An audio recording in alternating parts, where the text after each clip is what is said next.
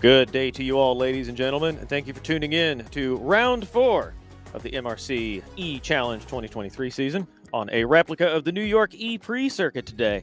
Another one of these very cool layouts by Michael Malik at the Master Race Car E-Challenge team. I'm joined today once again by Tom Jones. Tom, you're a little winded today. Everyone congratulate Tom on finishing his first half marathon, and thanks for taking the time after a big day to join us in the commentary box. No worries, Travis. It's always a pleasure to be here. I do enjoy it, and yeah, a little bit worn out. My head's not quite there, so if I make a few mistakes, please forgive me. I'm trying my best, and it should be all good, though. I note that you say you enjoy it and not my company. I resent that. Thank you very much. There you can see on the screen this replica of the New York E-Prix Circuit. There's the layout right there. A very fast turn 14 leading on to the start-finish straight, and otherwise tight and twisty. A couple long runs on the power, but this circuit much tighter than the circuits we've seen in the past. You can see this turn 1, 2, 3, 4 complex very slow before it opens up onto a long straight. This very tight kink into 6 and 7, and then an extremely tight hairpin, even tighter than the one we saw earlier in the season there at turn 10. So exciting stuff today. Difficult circuit to navigate. We'll get some of Tom's bold predictions owing to the undulations of this circuit in a few minutes. We do have some exciting news for the race today. We do have several newcomers who will be running. Dennis Lind, a familiar name in the Live for Speed community and the racing community at large. Dennis Lind, a successful driver. Kirill Kondrik, Igor Nikitin, newcomers, and a special guest today joining us, Scone Roberts. will be out on circuit driving the car that he has designed in Live for Speed. The car that I mentioned there, you can see on the screen, the E-Challenger EVO, fully electric car, inspired by the real-life Formula E cars. Rear-wheel drive, 770 kilograms, not too heavy, and 350 kilowatts of horsepower through those rear wheels in qualifying trim or during the races where drivers have elected to take extra power. We'll mention that in a few minutes. And there you can see on the screen, this is round 4 of 5 this season. Today, March 12th, 2023. The next round and the final round at the Adelaide City E-Prix Circuit will be on March 26th. Note that is 1 hour earlier owing to time change in the United Kingdom. And there we go. We've gotten through the initial business. Tom, once again, a pleasure to join you here. There we can see, I think that's Zdravko Duponiak at the front of the line. I failed to mention a second ago that Zdravko Duponiak also new to the series today. So we got 5 new drivers running, and I think we had 22 drivers set laps in the early qualifying session. Tom, is that accurate? Yeah, I think it was something like 20, 22, 24, 25, in that region anyway. But we'll definitely see a few of them coming out and get a more accurate figure in 10 minutes' time of exactly how many we got to contend with today. We see all of the drivers snaking out on the circuit. Be a little bit trickier today owing to additional traffic. There is the man himself, the number 37, Colin Roberts, coming through the first sequence of corners. We'll keep an eye on him. I think he's already finding that though he's certainly driven the car plenty in developing it and refining it, racing it is an altogether different animal. So we wish him the best of luck today. And we'll see how he gets on. At the front of the pack, Zdravko Duponiak got ahead of Dennis Lind. Dennis Lind, I think, Dennis Lind, I expected to leave a little bit more space there. He does, goes a little bit wide in the hairpin to give him some extra room. Tom, we always see Gabor, Imran Azar, those two near the top of the order. Carlos Machiotis has consistently finished well. Jared Mead has won a race and is consistently near the front of the order. One driver we've seen near the front who is... He's running down on points today, Nico Pantola. Let's talk about the incident we saw a couple weeks ago between him and Pedro Vitor. Nico Pantola DQ'd from round 3, Tom. Yeah, it was quite a messy final race there in round 3 from him. A bit unfortunate, and did end up getting the DQ in that race 2 of round 3 there. So either way, that's happened. Moving on from that now, we're in round 4, new time, new event, new circuit. Hopefully a high level of competition and some great driving going to be on display. And I owe everyone a correction. Pete was in my ear asking for a clarification. Scon obviously designed the electric driving elements in the game. Michael Malik responsible for this E-Challenger mod. So my apologies to Michael. Credit where it is due. Should have drivers coming across the line to set their first laps. Just a moment. I myself am following Dennis Lind. There we can see a bright yellow car coming down pit lane. That might be Imran Azar. We wait for the first drivers to set times. Track state is dry, a little bit overcast. No anticipation of wet conditions just yet, but we do see that those often throw the wrench into the works. Dennis Lind across the line at a minute 5.07. Gabor was a little bit quicker in early qualifying, but right now Dennis has set the benchmark. Daniel Orlov second behind in second position. Zdravko Duponiak 1.5 seconds off in third. Lorenzo Lucchini comes across the line in fourth so far. Aaron Schmidt, who was the recipient of pole position in race 2 a couple weeks ago, owing to reversing the grid, up there in the middle of the pack. But right now it is Dennis Lind setting the benchmark time as Colin Roberts comes across the line. 5 seconds off the pace. Good for P9 right now, but I don't know if that'll hold up, Tom. No, I think it's these initial cycle laps in full trim of all the other cars around in the time where it actually counts. So we're going to see people making a few little mistakes here and there. And of course, the times will start to come on down. As you say, Dennis Lind, really the pace setter out here today. That's why I'm going to throw my hat. I think he's going to be right at the front with Gabor. Zdravko was, I know earlier today he came on and he was a little bit surprised when he found his pace was a little bit off where he thought he was going to be in this session, but we'll see how he did. And there we go, Gabor with a 105.2. So once again, still not quite able to match that lap by Dennis. So really a quite impressive lap there.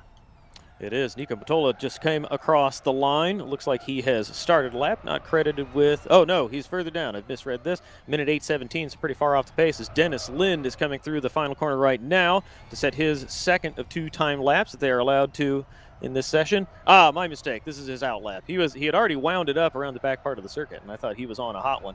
Goes a little bit wide in the first corner, so don't know that he will improve on his time with a line like that through corner 1. But he will. He's on the power, watching him slide out of this bend. Full song all the way down to this tricky and tight left-hand bend, braking at the 100-meter board all the way down to the barrier here. Just want to clip the curb to help the car come around, but you don't want to hit it too much or get into that wall. And now on the power, short straight here before jumping on the brakes. Tricky braking because you have to turn in to the right before you get fully on the brakes and then make the left-hand corner. Now braking at the 50-meter board and into this tricky turn 10 hairpin. Uses the curb to hook the car around, but I think he just bumped the wall and washed out a little bit wide. Now this right-hand kink before he flicks the car left. Sorry, right and then left. Here we go. Got a little ahead of myself. And now he's off the pace. He's aborted the lap, and he looks like he will drive into pit lane. Bit of an anticlimax there. Sorry, everyone. Tom, Dennis Lind choosing not to set another flying lap there, though I don't know if he will have an opportunity to set another one, if this one doesn't count or if he's just given up entirely. He's pulling the garage, and he's done. There we go. No, I'm pretty sure that's it. He's not getting another because I think they count it on 2 pit exits because just because you don't cross the line at race pace doesn't mean it hasn't used up your second shot. So there we go. That's him parked up in the garage now. He's still, of course, the race lead, the qualifying leader there with that 105.07 he did. And we're going to have to see if anyone else has an answer for him. Nico Pantola there in third place, just a quarter of a second off. And so it's very close to the top 3 before a bit of a gap back to the rest. Yep. The only challenger for Dennis Lind's time so far is not Zdravko Doponiak. I just tabbed past Zdravko Doponiak. My mistake. Is Gabor, who has just begun a flying lap. He's coming into the back part of the circuit now. He's into the tricky left and right-hander on the back of the surface as we have Sakauskas on screen right now in P12. At minute 8:04 is his best lap. Oh, Gabor. We just picked him up right before he made turn 9, turns into the hairpin in turn 10. He will have lost a lot of time banging the wall there, Tom. So I don't think Gabor is going to get the better of Dennis Lind unless somebody comes up with a truly inspiring lap in the next 3 minutes. I think it'll be Dennis Lind securely at the top of the order. Yeah, Gabor went a little bit close to the wall on the right before that braking zone, and he just tapped the wall slightly, which threw the car off pitch, and he just didn't have enough to slow the car down. There we go. He doesn't improve. It was close anyway. It was a very fast lap he was on. That lap he did was a 105.25, even with that big accident. So Gabor knows he's got the pace in the locker there. He just needs to get it out. One thing I've noticed, many drivers going around the circuit, is I think the track is deceptively slow. So many of these corners are much tighter than we saw a couple weeks ago in the Singapore E-Prix Circuit. Obviously, there were some tight corners there on that layout, but even tighter here today, and I think some drivers haven't quite come to grips with just how slow these corners are. We see a lot of drivers going too deep and then too wide on the way out of the corner, banging wheels into the walls. So I think the story today may be a little bit of discretion and caution, not trying to get around too quickly, managing the car, and avoiding these barriers. And owing to how narrow this circuit is, a trip into the barriers and unexpectedly slowing down with a competitor behind could be disastrous. Oh, Carlos Montoyotis there, 7th place with that lap, so fantastic job. Just edges Zdravko there to put him down to 8th with a 1,000th of a second faster, or 100th, sorry. And so there we go. Top 8 is currently Dennis Lind, Gabor, Nico Pantola, Krondik, Orlov, Jared Mead, Carlos Montoyotis, and Zdravko. But there are still a few people left to go around, so we still have every possibility this can change. Watching Jared Mead coming into turn 9. Clean lap so far, his best is 6:42. That'll get him into the dual qualifying session. Nicely done through the hairpin, clearly using the handbrake to bring the rear of the car down, bring the rear of the car around. Got the power down nicely at the rears, but too wide into turn 11. Now he's got to navigate this fast chicane in 12 and 13 and this very difficult turn 14. The rear of the car wants to get around. You can see it trying to run away from Jared Mead. Little bit of a slide, just misses the barrier. Does not improve. Still on 642. Impressive for the cameras, but not impressive enough for the stopwatch. Yeah, I think Imran Mazar here, I think, is on a flying lap currently. I think he's one of the last people realistically on track who can challenge for this top 8 position there. He's in 10th, just sort of 4/10 of a second off the position. So getting around the tighter section now, really, really into the hairpin, gets on the brake early, gets the rotation in, using the handbrake a little bit, quite clean and a good getaway. This is looking fast, all the way over, using all the road possible. Getting it, oh, look at that. Using the apex, just taking all the room we can as fast as you like through the chicane. Gentle touch on the wall. Here we go, little bump on the inside at the final corner, all the way around on the apex, and just, oh, there we go, very fast. And I think this is possibly, where is he? Yeah, there we go. Where did he jump to? Third, there we go. A 105.26.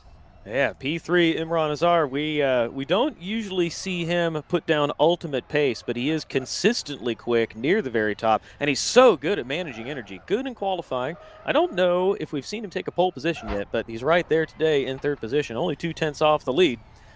Pete's telling me in my ear that he may have taken a pole position earlier in the season. We'll I check on think that. I think it was Berlin. I think Gabor made a little mistake on the on his lap, so it just cost him. I think if my memory Indeed, serves. I think you're right. Good memory, Tom.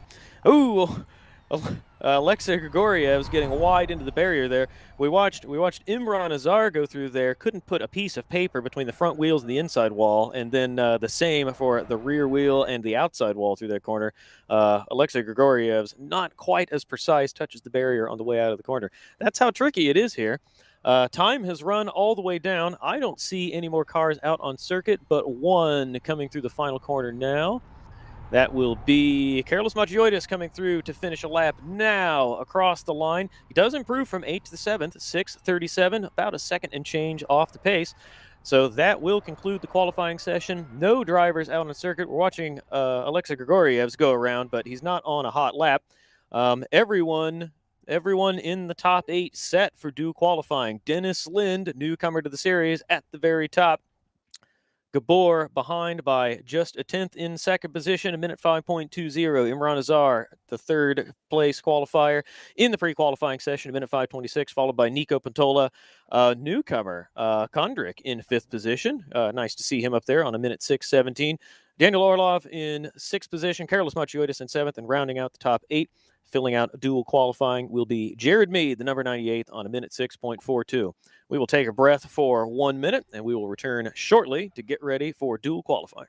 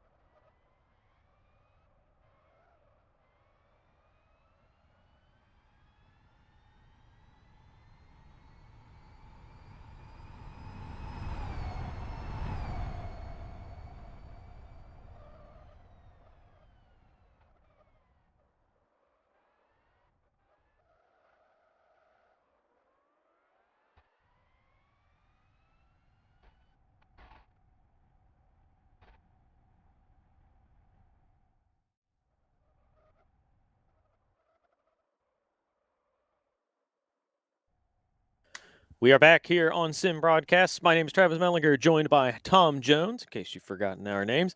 There you can see on the screen the lineups for dual qualifying. In position 1 in the pre-qualifying session was Dennis Lind, who will go against Jared Mead, who finished P8.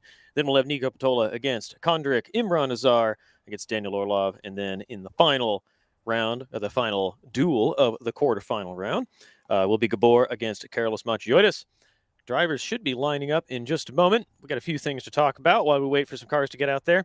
We already mentioned how Nico Patola was excluded from one of the races in round 3. That was race 2 after he came together with Pedro Vitor.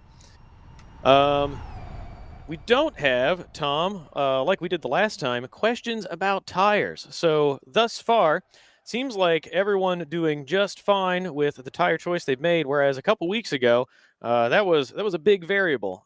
Everyone not sure whether they should go R1s or R2s. There was some difficulty getting heat into the R2s, while some drivers were making R1s heat up a little bit too much at the rears, trying to get the car around. Seems like that won't be an issue today. No driver complaints, but then one of those things, isn't it? Drivers are, if they're not complaining, it's clearly going well for them. If there's any slight issue, they're going to complain about everything. So yeah, there we go, drivers. Yes, indeed. And while we watch Dennis Lind trundling down pit lane to stop at the traffic light here before he is sent out, we do have some more news about this event. So we mentioned Nico Patola. Felipe Almeida will see the championship standings at some point I didn't see I can't tell who that white car is who just got back into the back of Jared Mead. Jared Mead got a punt at the end of pit lane. Not sure why. That was Christie, the number 7 car, who was actually not permitted to take part in the session. I don't know why he was out on circuit. I'm sure our friends at NDR will have something to say about that. As I was saying, when we see the championship standings later, Felipe Almeida took a bunch of penalty points from the last round after several rule infringements. One of them was telepitting, if I recall, Tom. Yeah, it was. I think it was double 2 sessions of that in both races, and so it received penalties for it in both. And the final bit of news is there's no attack boost section today. Some of you may have noticed, looking around the circuit, that there's no obvious place where drivers can duck out. And there we can see the map on screen. No attack boost today. The organizers deemed there was no safe place to put it that would not impede traffic when cars were rejoining from the attack boost section.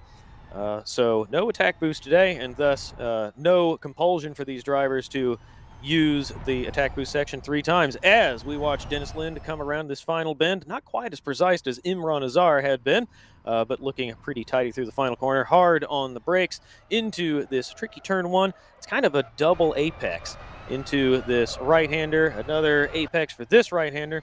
And now he goes down one of these rather long straightaways, kind of a right-hand bend into a very long straight.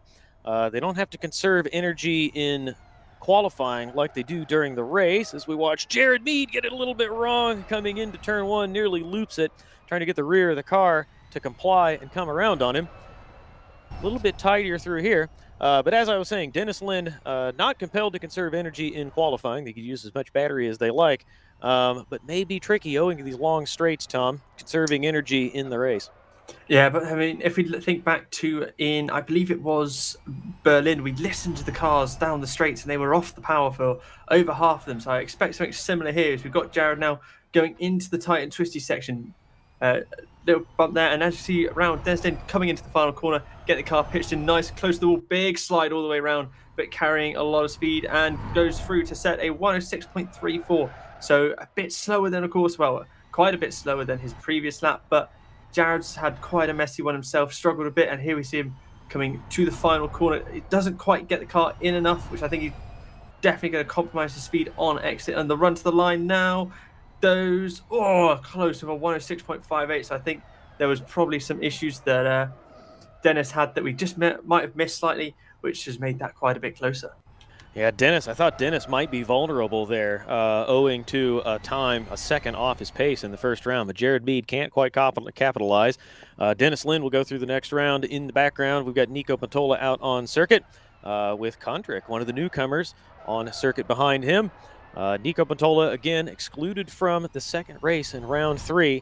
He has his work cut out for him today to try to make up those points. He wants to finish as well as he can and maintain his position in the championship. Believe he's behind Gabor in second. He may be in third position behind Imran Azar, but not taking points, definitely compromising his position in the championship. This very pretty, looks like a flowered livery in purple and blue, Tom. This car is gorgeous. Yeah, I was just thinking actually while you were talking, I was about to say something, but you beat me to it. You beat me to the jump of it with, but yeah, it looks absolutely lovely. As we see here, Nico coming into the final corner to start his lap. There we go, absolutely flying round there. Good run down to start finish line, hard on the brakes around the 100 point. Oh, excellent. There we go, clipping the apex, lovely. Really getting through there, very, very well. He's one thing we know well of. He keeps that rotation going incredibly well, almost all the time. We see him, and he's done an absolutely great job as I say that, sort of kisses the barrier slightly as we move back to Condrick now, who's making his way around the first few corners and at least more tentatively than Nico onto that back straight. Carol Condrick looking mighty clean, though. A bit more tentative, as you said, but this is a tidy lap so far. Nico Matola looks to be ringing it out through the first part of the lap. Ooh, big slide coming through turn 9, hard on the brakes into turn 10. The rear of the car complying really well for Nico. He's managing the rear tires and the rear grip very well. Carol Condrick just to kiss the barrier there, so doesn't look to be as quick as Nico, but Carol doing a good job getting this car around. Big slide from the rear of the car. Looked like he cranked some lock on and then used the power as Nico Patola not all the way down to the barrier on the inside and a big slide on the right side of the circuit, but a very fast lap, minute 5.07. Beautifully called, Tom. You saw early that lap looked quick, and Nico carried it all the way to the line. Yeah, and Condrick just couldn't match it 2 seconds off the pace. Fascinatingly enough, Nico's time identical to what Dennis Lind did to get pole in the open session, the two-shot session. So I dare say Nico Patola, a challenger, at least by the times we've set so far. Nico Patola appears to be a challenger for pole position. He has his work cut out for him against Dennis Lind in the semifinal. As we have Imran Azar and Daniel Orlov on circuit right now. I believe I thought I heard that Orlov went off somewhere in the background. So we follow Imran Azar behind the graphics there. Now we can see him clearly. This bright yellow machine, easy to identify. Never mistaking any. I don't think we mistake Imran Azar anywhere on circuit because he's so easy to see.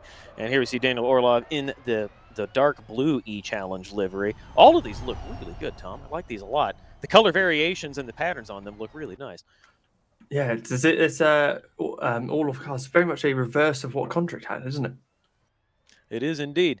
Imran Azar coming through turns 12 and 13, this medium speed chicane right now. And he'll be coming through the final bend, turn 14, to start his flying lap. Not as quite as tight to the barrier as he was on his flying lap in open qualifying, but looking nice and tidy, hard on the brakes into turn 1. A little bit wide entry into the first corner, but that sets him up nicely for turns 2 and 3. And now into turn 4, and then through this wide bend on the power, going all the way down this long straightaway before he goes into this tricky left and right complex. Imran Azar clean through the first part of the lap so far. Yeah, he's done a very good job there to get through that first part and just getting the car rotated so well at the end of the long straight. Condrick's been a little bit more tentative through those first few corners. It's been a bit more tentative through those first few corners and just not quite getting the same rotation and fluidity that Imran Azar does, but that is something we know him for, and I'm sure Orlov's going to try and make up for it now. Imran, beautiful line through the hairpin. He got the rear of the car to work even better than we saw Nico Patola get through there, so this looking to be a mighty lap from Imran Azar. Nice wide entry into the first part of that chicane and carries the speed through the left-hander all the way down to the barrier, misses it by inches, power down beautifully on the exit. Quick lap from Imran Azar, 5.04, 300ths better than Nico Patola just did. Daniel Orlov looking pretty tidy, not as quick, but as Carol was a few moments ago, looking pretty clean. 4th position, not bad from Daniel Orlov. Minute 6, the time already ticked over. It was in the low minute 6s, so good show from him. Not able to best Imran Azar, but still a great showing from a new driver, as we now have Gabor out on circuit, one of the favorites for pole position this weekend and every weekend. Probably the toughest challenger for Dennis Lind so far, going through turns 6 and 7 now on his outlap. What do you think, Tom? Can Gabor? I think Gabor is probably on to get through the semifinal, but can he get past Imran Azar? Well, it's going to be a close one. Imran Mazar, as we know, very fluid, very quick. So it's going to be interesting to see what he's got in his locker. Imran Mazar hit Nico there with the old "anything you can do, I can do better." So it's very exciting at the top here. It's all these sort of quarterfinals. It's a bit of the people who are going through. It's sort of their really show what they've got in their locker and try and make their semi-finals opponent a bit more nervous. But here we go, Gabor now coming across the start-finish line to start his lap, braking there just after the 100 board, getting the car just kissing that apex, but just going a little bit too deep on it and getting the car, I don't think quite as smoothly rotated through, but still a good job and getting a great exit there onto the back straight and a great drive off the corners. Yeah, he got the chicane in turns 12 and 13 wrong, so he won't have carried as much speed as he liked into turn 1, and then I think he compensated by going a bit deep, a bit ragged through the first sequence of corners, but much cleaner through here. Through this turn 8 bend, I wouldn't call that a corner, but that's what it is on the map, into a turn 9, 90-degree left-hand corner, using all the road, just kisses the barrier on the right. Now hard on the brakes, he wants to bring the rear around. Oh, he's turned in a bit early there and then clipped the curb and a bit of the barrier on the inside. Tom, I'm not sure this is a super competitive lap. I don't know that Daniel Orlov, sorry, not Daniel Orlov, Carlos Machayotis would be able to challenge him, though that certainly won't help. Carlos goes wide and tags the wall with the right rear of the car. Yeah, not quite as clean from Gabor as we're accustomed to seeing as he comes across the line now. Minute 4.71, I take it all back. That lap looked like a mess, but it was a quick mess, Tom. He completely blew us away there. I did not see him going 3/10 quicker. Travis, I'm going to invite you to take your hat off now and eat it because he's just served you an absolute dinner there, mate. But he really has. I have a hat on. I have a hat on that I could pull off. I think we agree it looked rough through the first half of the lap, but he has completely surprised us and gone 3/10 quicker than anyone else. Yeah, I don't know if I'll eat my hat, but I might gnaw on it after we take a break later, Tom. I have to bow to that one. I got it completely wrong. That looked rough, and as usual, Gabor surprises us. Well, he doesn't surprise us. Gabor puts on a masterful performance and makes me look a fool. Final round will be semi-final round will be between Dennis Lind and Nico Pantola, the first of the two semifinal rounds. Dennis Lind, Nico Pantola will have Imran Azar against Gabor in about 2 minutes. So we watch Dennis Lind go out on circuit. Now, Tom, why don't you make an awful prediction seconds before it's completely invalidated by one of these drivers? I'm going to go with Dennis Lind's going to go fastest here because a little bit of information we just stumbled across is Dennis Lind just did his first one shot while running the power restrictor. He didn't run that with full power, and he still put in a lap, which was impressive. So, yeah, he's been noted that he's more than welcome to use all the power, or if he wants to make it more difficult for himself, he can run it restricted. But of course, being the driver he is, I fully expect him now to be with the full power, and we to see an actual representation of how he does in these duels. So can we manufacture some doubt and cast some question marks over this qualifying session? Is he compelled to use the full power? Because it does make the car a little bit different. I mean, if he can get around quickly without full power, but it does change the characteristics of the car. Will the officials take a dim view of that, or do they mind if he's using less power than he would otherwise in qualifying?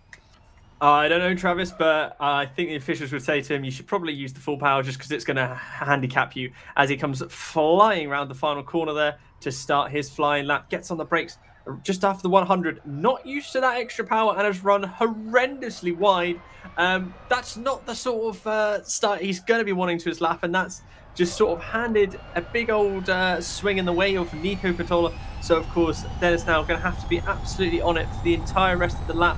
And Nico now just needs really a clean lap, and he should be back on with it. And I think Dennis just a little bit thrown off by how much faster he is now. Now he's taken the restrictor off, and he's not quite got the straights and the heavy braking zones. Yeah, Dennis clearly not used to carrying a bigger can of beans. A little bit quicker through the first corner than he expected. Tidier through the tighter corners that follow. 6 and 7 were good. Turn 10 looks really nice. Rear of the car coming around nicely, but behind him, Nico Pantola is looking really strong as well. Nico Pantola coming into turn 9 as Dennis Lind is cleanly out of 11 through 12 and 13. Nico is up on the splits. Dennis Lind fishtailing the car out of turn 13. Now on the power in 14. just misses the barrier, getting all the power down on the way out. Crosses the line on a 544. I think this is vulnerable, Tom. Yeah, I think it's very vulnerable and what it could have been. Here we go, Nico coming into the final corner now, over that little bump, gets the car pitched in a little bit wider, but holds it well through the mid corner. And here we go, the run to the line. I think he's going to beat it. He does. Oh, Nico Pantola immediately responding to what Gabor did. Gabor, you can do a 104.7. I can do a 104.7. So there we go. Nico, first of our two drivers through to the finals. Now let's see, Imran Mazar or Gabor. Travis, what's your prediction? Ooh, I don't know, because Imran Azar he really impressed us in his first qualifying run. Gabor a little bit off the pace. Imran Azar doesn't have like the ragged, the car is so well under control when he's driving it. But then again, Gabor looked like it was a bit out of his hands, but then he blew us away with such a quick lap. So I don't know. I think Imran Azar can turn it up. I feel like he's always holding a little bit in reserve. We know he's so good at saving power and also doing quick laps, so he might surprise us here. But I think the advantage goes to Gabor. But I don't know I'm not going to choose. I'm going to leave that to you. You make the predictions. Mine are farcical. Yours have come off beautifully so far. I'll leave it to you. Take Imran Azar across the line to start his lap, please, Tom. Yeah, Imran Azar coming around the final corner now, and I'm going to make a wild prediction. I reckon Imran Azar is going to win this duel. And here we go, braking just after the 100 board, hard on the brakes, well, gets it down perfectly. Good rotation as well. A little bit of understeer on the sort of mid to late corner section. Just didn't quite help, but done a fantastic job there. Through turns 2, 3, and then getting out to 4 there. Excellent job. He carries the speed so well. He's so smooth. It's not ragged. You just don't have the issues that you can see with some people. Braking hard around the 100, getting the car turned in. I'm absolutely loving what I'm seeing. He gets the car rotated well, gets a little bit sloppy on the drive out the corner there, but does a good job either way. Here we go, braking now, probably about 75, gets the car turned in. Oh, so close to the inside. Gentle kiss on the way out, but gets it around anyway. Hard on the brakes around the 50. Oh, look at that. Great turn, and I'm far too excited about this lap, but it's just wonderful to see. Brake on for the 50. Sorry, Tom, picking up Gabor, who's coming into turn 10 right now. Imran Azar was really clean through here. A little bit tighter line from Gabor. The rear of the car doesn't want to comply. So we pick up Imran Azar coming around the final bend again. You can see the slip angle on the car, but the rear of the car well under control. Crosses the line a minute 4.85. Great lap from Imran Azar. Gabor coming into the final bend now, all the way down to the barrier. Just misses it on the left. Touches the barrier on the right. That will slow him down ever so slightly. Gabor crosses the line. 4.59. That lap looked like it was gone when Gabor came into the hairpin. The rear of the car didn't want to work. He had a really tight line on the way in, struggled to get the power down on the way out, but apparently still really quick. Tom, I think that was a good prediction, and Gabor heard you. His ears were burning, and he turned it up just a little bit more in the final part of the lap. That looked good for Imran, and Gabor blowing us away today, showing us why he's the championship leader. Yeah, nothing else to say really, is there? It was a absolutely incredible drive from Gabor there. One of those where it's typical Gabor things, isn't it? When you think it's all over and done with, Gabor's just there going, "Hey, look, I found an extra quarter of a second. How'd you like that one?" Well, here we have them lined up at the end of pit lane. Gabor lined up behind Nico Pantola. Great shot from the back of Nico Pantola's car. You can see the purple Sidus machine of Gabor behind him. Usually teammates, but for this season, Nico Pantola is sponsored by and running for the Pacific Tech team, typically in the Sidus livery, but here in this beautiful blue, yellow, and white. Nico Pantola out on circuit first, owing to coming from the upper part of the dual bracket. And there we can see him lighting up the rear tires, trying to get some heat into them. Doesn't want to put too much heat to them because the car really prone to sliding. There's so much torque, and these corners are so tight that it's really easy to spin up those tires from really low speed. And if the tires heat up too much and they start to slide, very difficult to control these cars. Nico Pantola coming through turn 9 now. He wants to rotate the car nicely through turn 10. Doesn't want to use up all the grip he's holding in reserve. Nice and clean through there. Easy opening lap. And now coming into turns 11 and then 12 and 13. We'll watch Nico come through turn 14, wind it out now. A little bit of wheel spin as he gets on the power. He wants to be as fast through turn 14 as possible, avoids spinning the wheels on the exit, just kisses the wall, keeps the car under control. That'll slow him down just a fraction. Hard on the brakes at the 100-meter board, goes a little bit deep. That was about the 90, but gets the car turned in very nicely. A little bit wide on the exit, but still clean through 3 and 4. Nice and tidy on the power. Misses the apex slightly on turn 5, but keeps it in the middle of the road. Power down, sliding, trying to get away from him just a little bit. But now fast down this long straightaway, hard on the brakes into this tricky 6 and 7 complex. He wants a nice wide exit here so he can carry all the speed down to turn 9, Tom. Yeah, he's done a fantastic sort of opening there. Let's see if he can take it away through the final few twisty corners. Gets the car pitched in well. It slides a little bit through the mid corner there, which makes it a bit scrappy on the exit. But here we go into the hairpin. Gets the car rotated really well. Smooth. Doesn't really got a good amount of mid corner speed, so is able to carry it through now into the last few corners coming up to, sorry, just did turn 11 through 12 and 13. Very quick. Oh, hard into the wall on the outside of turn 13. Is it going to cost him dearly though? Here we go, fast through 14, up to the line. He's going to need a 104. What's he going to do? He's done a 105 to Gabor into the wall at the exit of turn 13, and a huge slide through the final corner and hits the wall very hard. But is it all over? What's going on? Oh, there we go, Gabor. Typical sort of thing, just faster everywhere else. Standard Gabor, just rapid. I think Gabor found that in the first part of the lap and then in the chicane, because when he came through turn 10, he wasn't quite as quick on the way out. He got the car turned in very well. And then turn 11, he was very wide, but manages to claw the deficit back 2/10 off, almost half a second off his time in the semifinal round. But there you can see Gabor through in the final will take pole position ahead of Nico Pantola, and then we will work out the times behind that to find the qualifying grid. Tom and I feeling a bit breathless after that. That was a very exciting dual qualifying session, Tom. I think we'll take a moment to breathe, 1 or 2 minutes. We'll have a drink, refresh ourselves, and then we will be right back to set the grid for race 1 and round 4, the Master Race Car E-Challenge 2023 season at the New York E-Prix Circuit. We'll be right back.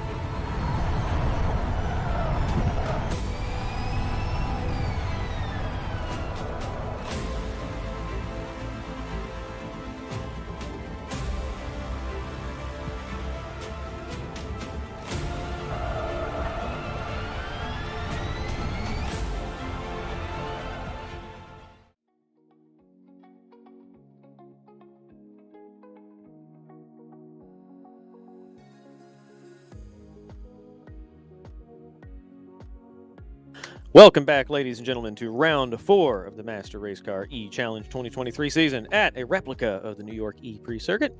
Once again, I'm Travis Mehlinger, joined by Tom Jones. Say hi, Tom. Hello again, everyone. And we've got a few things to talk about. While we do the driver's briefing in the background, they're working on reminding the drivers of all the rules. We had some confusion about them a couple weeks ago, so they'll clear all that up, and they're busy setting the grid. There you can see the track, the map of the track on the screen right there. 14 turns, tight and twisty in a lot of parts, a few high-speed corners, that tricky turn 14, catching a few drivers out in the qualifying session. Enjoy those pictures while we talk about some of the things to expect in race 1. One of them, Tom, we have 3 drivers who have chosen to take the extra boost, the full 350 kilowatts of power in race 1. Those are Carlos Eduardo, Daniel Orlov, and Nico Pantola. What do you make of that? I think it's going to be very interesting. We're going to see a few people who I think definitely Nico's going to have a great chance to shoot past Gabor. Of course, Gabor doesn't have it, and he's on the front row together, side by side. So it's going to be interesting to see what Nico can do. And I think he's going to want to maximize that advantage straight off the start. Nico, though, he does occasionally struggle to make the energy last all the way to the end. So could be a disadvantage to him as much as it is an advantage having that extra power. There you can see on the screen, Drivers' Championship standings. Gabor at the top with 217 points. Not far behind is Imran Azar on 209. Jared Mead has jumped ahead of Nico Pantola after his performance a few weeks ago, 153 points. Nico Pantola did not take any points from the second race 2 weeks ago. That's a penalty for his coming together with Pedro Vitor. In 5th position, Carlos Machiotis consistently finishing near the front of the order. Some podium finishes for him. Strong 5th place. Rony Krampusch in 6th. Lorenzo Lucidi not here today in 7th. Barton Capal in 8th. Pedro Vitor in 9th. Rounding out the top 10, Carlos Eduardo. Then on the right side, you can see Oleg Zgorev's, Aaron Schmidt, Jeremias Sinella, Alexei Lemerto, Gabriel Lara from positions 11 down to 15th, and then Reg LeBlanc, William Davis, Rick Cardall, Alexei Grigorievs, and Lucas Rosa round out at the top 20 positions. And there at the very bottom, you can see Felipe Almeida on minus 10 points and Oner Eskenstan on minus 2. Negative points owing to some contraventions of the rules. Felipe Almeida dinged for telepitting a few times. And there you can see the team's championship standings. Master Race Car at the top. Imran Azar doing almost all the work for the Master Race Car team. Right behind Team Citus with Gabor, 243 points. Well behind the 300 Master Race Car, but not out of it yet. Race Green Autosports in position 3 with Savage Angus Racing in 4th. Pacific Tech, that's Nico Pantola in 5th place on 138 points. Last Lap Motorsports in 6th, followed by Savage Sim Sports, Ogre Heat, Racers Team, and DGen Team Faith Racing rounding out the top 10. Tom, prediction time.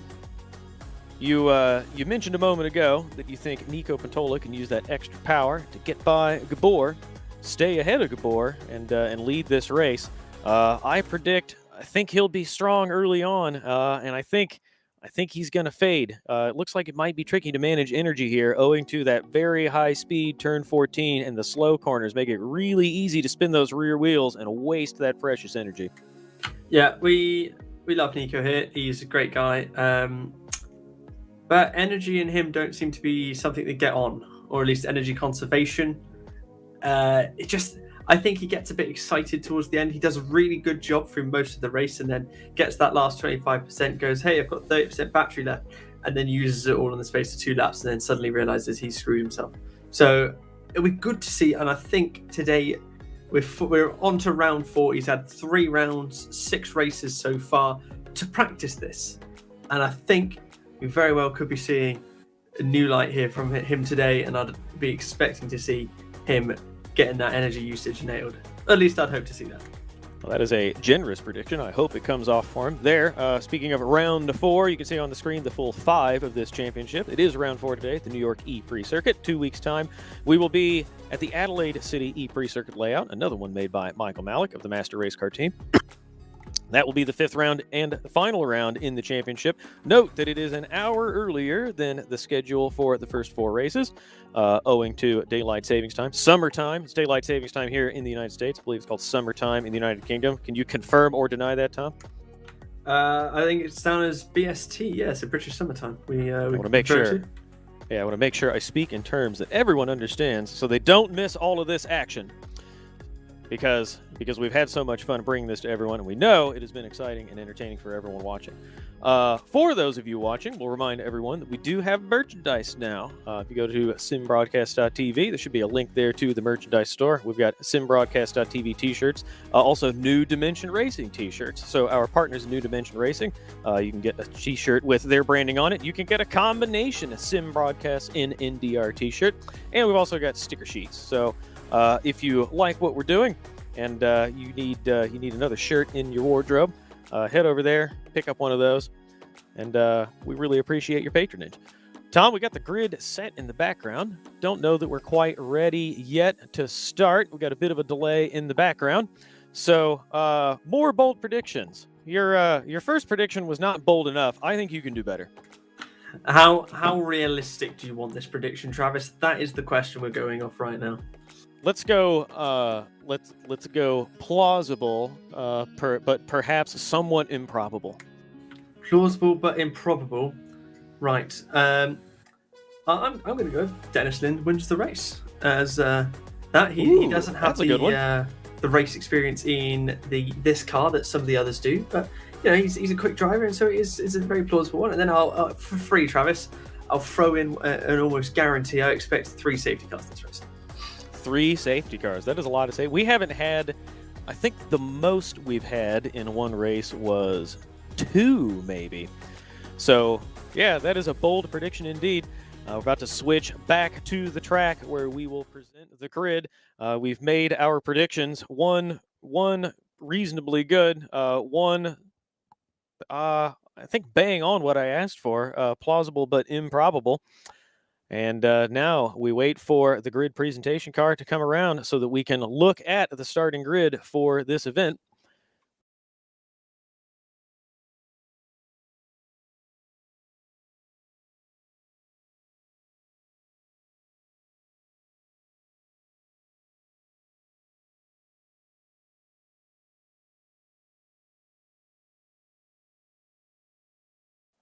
Apologies for the silence there. Had a bit of a technical problem. Now, coming up to the grid, you can see on the right side, Gabor there in the front as we approach him now, that purple and white machine with the bright yellow wings. And then alongside him, starting second position, will be Nico Pantola. Imran Azar will start in third position in that bright yellow machine. And then behind and to the left on the right side, the clean side of the circuit, will be Dennis Lind, who has started in fourth position. In fifth, we've got newcomer Kirill Kondrik. And alongside him in position 6 will be Daniel Orlov. Behind, in that orange and teal blue machine, Carlos Magioides, consistently strong finisher. A few podiums to his credit, with Jared Mead, a winner in round 2, alongside him in that yellow pinstriped black and red machine. Zdravko Deponiak in P9, another one of our friends from the commentary box who has turned up today. And the number 13, Carlos Salkauskas, behind him in position 10. Lorenzo Lucidi, who I incorrectly said had not joined today, had a quiet qualifying session with the jets flying overhead. Lorenzo Lucidi right there on the right side of your screen, with Nikitin, another newcomer, alongside in the number 32. Martin Kapal starts on the next row of the grid with Pedro Vitor behind him in that very cool looking purple and blue pinstripe machine. The bright green machine of Ronnie Kronpush is on the next row of the grid with Carlos Eduardo behind him. Aaron Schmidt, who inherited pole position for race 2 weeks ago, starts on the inside of this row with Lucas Rosa, the number 19, alongside him. And then we have the Grigorievs line astern at the back of the grid. Alexei Grigorievs in the number 77 with Scon Roberts beside him. Scon way down the grid, but is participating today. Thrilled to see him join the event, with Oleg Grigoriev on the final row of the grid with Daniel Petrov alongside. And there, the course cars, which will bring up the rear of the grid as we get underway. Tom, the lights will be coming up in just a moment. One more crazy prediction before we roll away. 4-car pilot turn 1. That's a good one. I like it. We'll pick up Gabor at the front of the grid as we wait for the lights to come up. The lap counter is on. The track is dry. We've heard no rumor yet of weather, so We wait to see what unfolds in the first race of round 4. Start sequence about to begin. The green lights are on, waiting for them to start coming up. 1 through 5 red lights. And when we extinguish those, 22 electric racing machines will be away. There we have the lights on the screen. 1, 2, 3, 4, 5 lights illuminated. And we are holding for a long time. There we go. Lights out. Gabor, a great start. Imran Azar, a good start as well, but Gabor well clear of the challengers behind him. Nico Patola slots into second place. Imran Azar there in third. Alongside him, Dennis Lind will have the inside of the next corner. There is a little bit of bumping and jostling further down the grid, but cars getting strung out into single file now. So far, it looks clean. It's not going to be a 4-car pileup into turn 1, Tom, but still some cars side by side in the background. It's not too late. Everyone clean through turn 5. Great start from this field. We are underway. Just as you said that, you jinxed it. There was a 3-car pileup on their way into turn 6 there. So, 3, 4, same thing. Who's keeping count? As there's collisions somewhere. I think, Scar, had a little bump around with Nikita in there. The 32 car, and but all got away okay. We'll apologize for Tim there. That is a Tim. We can't read names at all. This is my friend Tom, who I promise you I've known for a long time. That was Nikitin in the background, who had a little bit of a coming together with Scone Roberts. Front of the grid, strung out a little bit now. Carlos Machiotis is back there in 5th, and we've got a safety car. Don't see where yet. There is a car indeed rolled at the hairpin. It's Rosa. Trying to see who it is. It's Rosa. Lucas Rosa on his lid started near the back and it will remain there and finish in 22nd position owing to being upside down. They will not flip their car over. They will get the grid sorted out. There's a warning to the drivers to stay left entering the hairpin, and that'll be quite tight if the course car doesn't give them a bit more room. But there we go. One safety car down, Tom. You got that much right so far. Are you keeping count? Yeah, there wasn't a 4-car pileup at turn 1, but 4 cars have had several coming togethers around that first lap. So, I think that prediction was that. I think we can give it a yes on that, you know what? And yep, good enough. Exactly. And then, of course, Rosa, I'm not sure exactly what happened, but I think it was around that final group at the back of the pack there. Bit of jostling into the hairpin, people not quite getting their lines right and not quite used to having so many cars so close, and they just had a little coming together. And of course, with these being open wheel, that is always a possibility. So one of the tricky aspects of these events for the drivers that we'll remind all the spectators of is that they will add to the lap count owing to the safety car. That will be, we don't know yet how many laps will be added. But it does add an element of intrigue and difficulty to the race because the drivers, obviously, they're saving energy as they're going around at this slower pace. But they still need to be mindful of how much they're using. They want to keep some heat in the tires. They want to avoid wheel spin. And then sometimes the margins can swing in the driver's favor and sometimes away. If they choose to add too many laps, it can be very difficult for these drivers to make the distance on energy, even with the slower pace on safety car laps. Yeah, of course, always a bit of fun. Oh, a bit of. Sorry, I thought there's something going on in the background there. Just the drivers doing some tire warming. But yeah, it's not going to play into the hands of Nico. This with that extra power will cause a bit of an issue. But yeah, I think they've now cleared away the car Rosa. So now just gotta wait a little bit longer, and we should have the track cleared and the drivers going green soon. Yeah, waiting for the all-clear message from race control. No indication yet when the safety car will be in. There you can see on the timing tower, Gabor is the leader ahead of Nico Patola, Imran Azar, Dennis Lind, Carlos Machiotis making up at the top 5. The safety car will be in at the end of this lap. We just heard the call from race control. And you can see the energy figures for each driver there. Everyone nicely in the 95.5 to 96.5 range. Notably, Nico Patola, they're level with Imran Azar. A recurring theme in these races is that Nico tends to use a little bit more energy than everyone else, and Imran Azar saves really well. Looking back to Zdravko Deponiak, who's kind of holding up the group behind him. He started 9th and is running 9th, and I think the drivers behind him will be screaming to close up to the lead pack.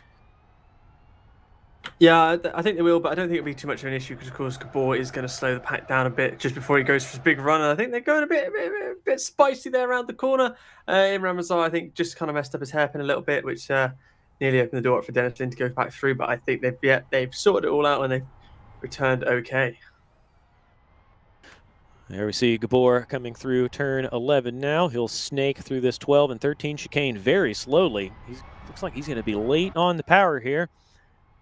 Gives the car a bit of a weave to remind the cars behind him that he's in control, and he gets great jump through turn 14, jumps the start beautifully. I shouldn't say he jumped the start, he timed the start beautifully. Dennis Lynn looks like he's challenging Imran Azar in the background. He is indeed fully alongside Imran Azar, the two of them side by side coming into turn 2. Imran Azar yields position. Dennis Lind up to third behind Nico Pantola. Bit of a scrap behind these guys, but looks like everyone is across the start-finish line cleanly, filing through the first sequence of corners in single file. And now Gabor leads them down to turns 6 and 7. And everyone coming through turn 5 in the background. We've got 21 cars all neatly through. Scone Roberts makes up one position. Ooh, side by side. This is pretty tight, trying to get by. Is that Roney? Yeah, that is Roney Crom pushing the 96 race green machine. Scone is through. Attaboy, Scone.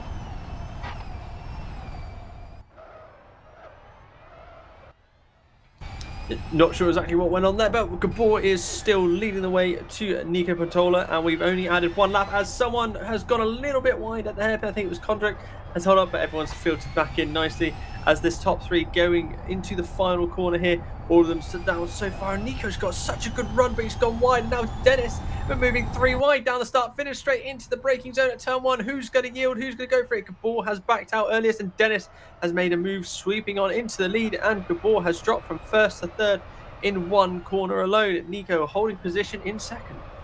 I am cringing in my seat. I didn't expect anyone to go 3 wide, and I thought that could come off badly, but all 3 of these drivers very talented, using their smarts to avoid colliding with one another, smartly yielding by Nico Pantola to let Dennis Lynn through, and then Gabor preserving his championship lead, not forcing the issue too hard.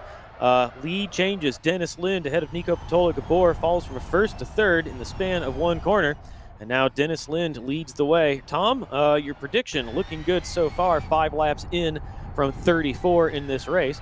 Meanwhile, behind these guys, Carlos Machiotis is not going away. He's got a little bit of a gap to Jared Mead, a few tenths of a second, a few car lengths, but he's right there with Imran Azar lurking in the background like he has done in many races this season, hanging out and waiting to pounce on a podium position. Yeah, it's something that we know. It's all you need to do really in this series. You just got to sit there just behind the leaders and just kind of wait for someone to make a mistake, because they'll be battling, they'll be fighting for the lead, and sometimes you can just slip away your eye off the energy counter, which can open you up to be attacked. So he just needs to keep focus on that, and they should be all okay. 5 laps gone. It is close among the top 5. Dennis Lind took the lead on the previous lap. He is ahead of Nico Pantola in second, Gabor in third, Imran Azar in fourth. The top 5 running just 2 seconds and change covering them. Jared Mead a little bit further back in sixth, and then a slight gap to Daniel Orlov in seventh. Lorenzo Lucchiti has moved up to eighth. Salkauskas very close together coming in the corner there. Salkauskas in ninth, Barton Kapal in 10th. Zdravko Deponiak has dropped from 9th back to 11th. We didn't see how or why that happens. Barton Kapal goes a little bit wide, and Zdravko thought about pouncing there. He'll get a nice tight line out of this corner. He might be able to have a look as they come through this sweeping turn 8 bend. A bit too far back to make a move into turn 9. And a look into the hairpin. Well, he's too far back to look into the hairpin now, but a hairpin move would be pretty tricky. Dennis Lind growing that gap ever so slightly. That was half a second on the previous lap, now up to almost 7/10, while Nico Pantola has mirrors full of Gabor. Imran Azar lurking there at the background. Carlos Machiotis not going away either, though Dennis has extended the gap slightly to Nico Pantola. Carlos Machiotis has closed slightly, so these 5 all well in touch with one another. Jared Mead not too far back either, but definitely getting strung out further down the order. Yeah, this is going to be a difficult one for Lynn to really get away, because Nico can just get to the straight and then just get the power down, and he just gets that sort of mid-range. He's just so much quicker as he moves to the inside. Dennis, he's alongside. He's still holding. Dennis isn't giving the position away for free. They sort of touched bang side pod sort of, but it's all okay. Everyone's got through okay. And Gabor, I think, sort of overshot slightly, but managed to hold it up and get the car held up right and round the corners. And Imran Azar is there, all in the rearview mirror of Gabor, with Carlos Machiotis and Jared Mead just behind that again. Yeah, this is closing up a little bit to Carlos Matiotis as these two try to run side by side. Fair defense from Dennis Lin trying to keep Nico Patola behind him, but I once again cringed into my seat as it looked like two drivers were going to go side by side into a space that wouldn't fit them. But everyone through cleanly. Dennis Lin, the gap growing just a little bit more. It's up another 10th from the previous lap. Incident involving cars 74 and 2 are under investigation. An incident on lap 4, turn 10. So that'll be Kondrik, and that might explain why Zdravko Deponiak is further down the order. He was running 9th and is now in 11th, so we'll take a look at that. We'll see what race control rules. Tom, I want to keep a little bit of suspense here. I don't want to see the figures and give it away just yet. But Nico Patola making these big moves, or attempting to make these big moves, I feel like he's going to use up a little bit more energy. And I'm really eager to see how much Dennis Lind has left after 10 or 12 laps. If he's managing really well, or if he's going to be vulnerable toward the end of the race. Yeah, that's definitely going to be it's one thing I think I highlighted earlier. It's a point to look at. Has Dennis, because he's a busy man with a real-life racing schedule, has he had enough time to do a few race runs and know he can get to the end with his fuel and get his energy strategy down? It'll be interesting to see, and it'll be very, very exciting to see how it plays out in the real race. And here we go. We've got Lucchini there leading another train of cars. This is quite the signature of these events, these huge trains of cars, because I think you just get such a long line of people all power saving and just drifting down, which just enables people to catch up in the draft. You can see on the screen, no further action for the incident between cars 74 and 2. That was Zdravko Deponiak and Kondrik, Kirill Kondrik, one of the newcomers. So seems to have been purely incidental there. No further action. The two of them continue on their way. And there we can see Dennis Lind still leading these drivers through. This is turns 6 and 7. The gap growing a little bit. Carlos Matiotis had closed to a little more than 2 seconds. That is now 3.2 seconds. So Nico Patola hovering around 6 or 7 tenths back. Dennis Lind has used more energy than the cars following him. Nico Patola and Gabor level. Imran Azar, we might have guessed this pretty easily, has more energy available than anyone else, except for a couple of the back markers. Carlos Matiotis looking pretty good, but Dennis, Tom, it's about this time in most of these races, you go to the calculator and the pencil and paper, and that 1.5 point deficit. I wonder. It takes time to create a deficit like that, and at the rate he's consuming energy, it will become bigger as the race goes on if he doesn't find some savings. So I wonder. It's a little early to predict, but I wonder if he'll be vulnerable. Yeah, I'm going to surprise you here. I'm not concerned for him. Normally I'd be there like, oh, he's in trouble, but no, we're over a quarter of the way through the race, and he's got over 3/4 charged. So he's used more, but I think it's a tale of how this track plays out. You don't use as much energy. I've just been watching on board a few people, and there is a lot of lifting and coasting, and then you get the energy recovery because it's a lot of just Zdravko getting a bit messy in the background there, isn't it? Yeah, and he'll have Martin Kapal alongside him now. Martin Kapal easily alongside will be able to take this position going into turn 9. Zdravko Deponiak wisely lets him through. Zdravko had, I don't want to say he was overconfident, but he felt pretty confident coming into this. He thought he could, I don't remember which driver he said, but he thought he could do better than some other driver who was racing in the series. And now I think he's been humbled a little bit.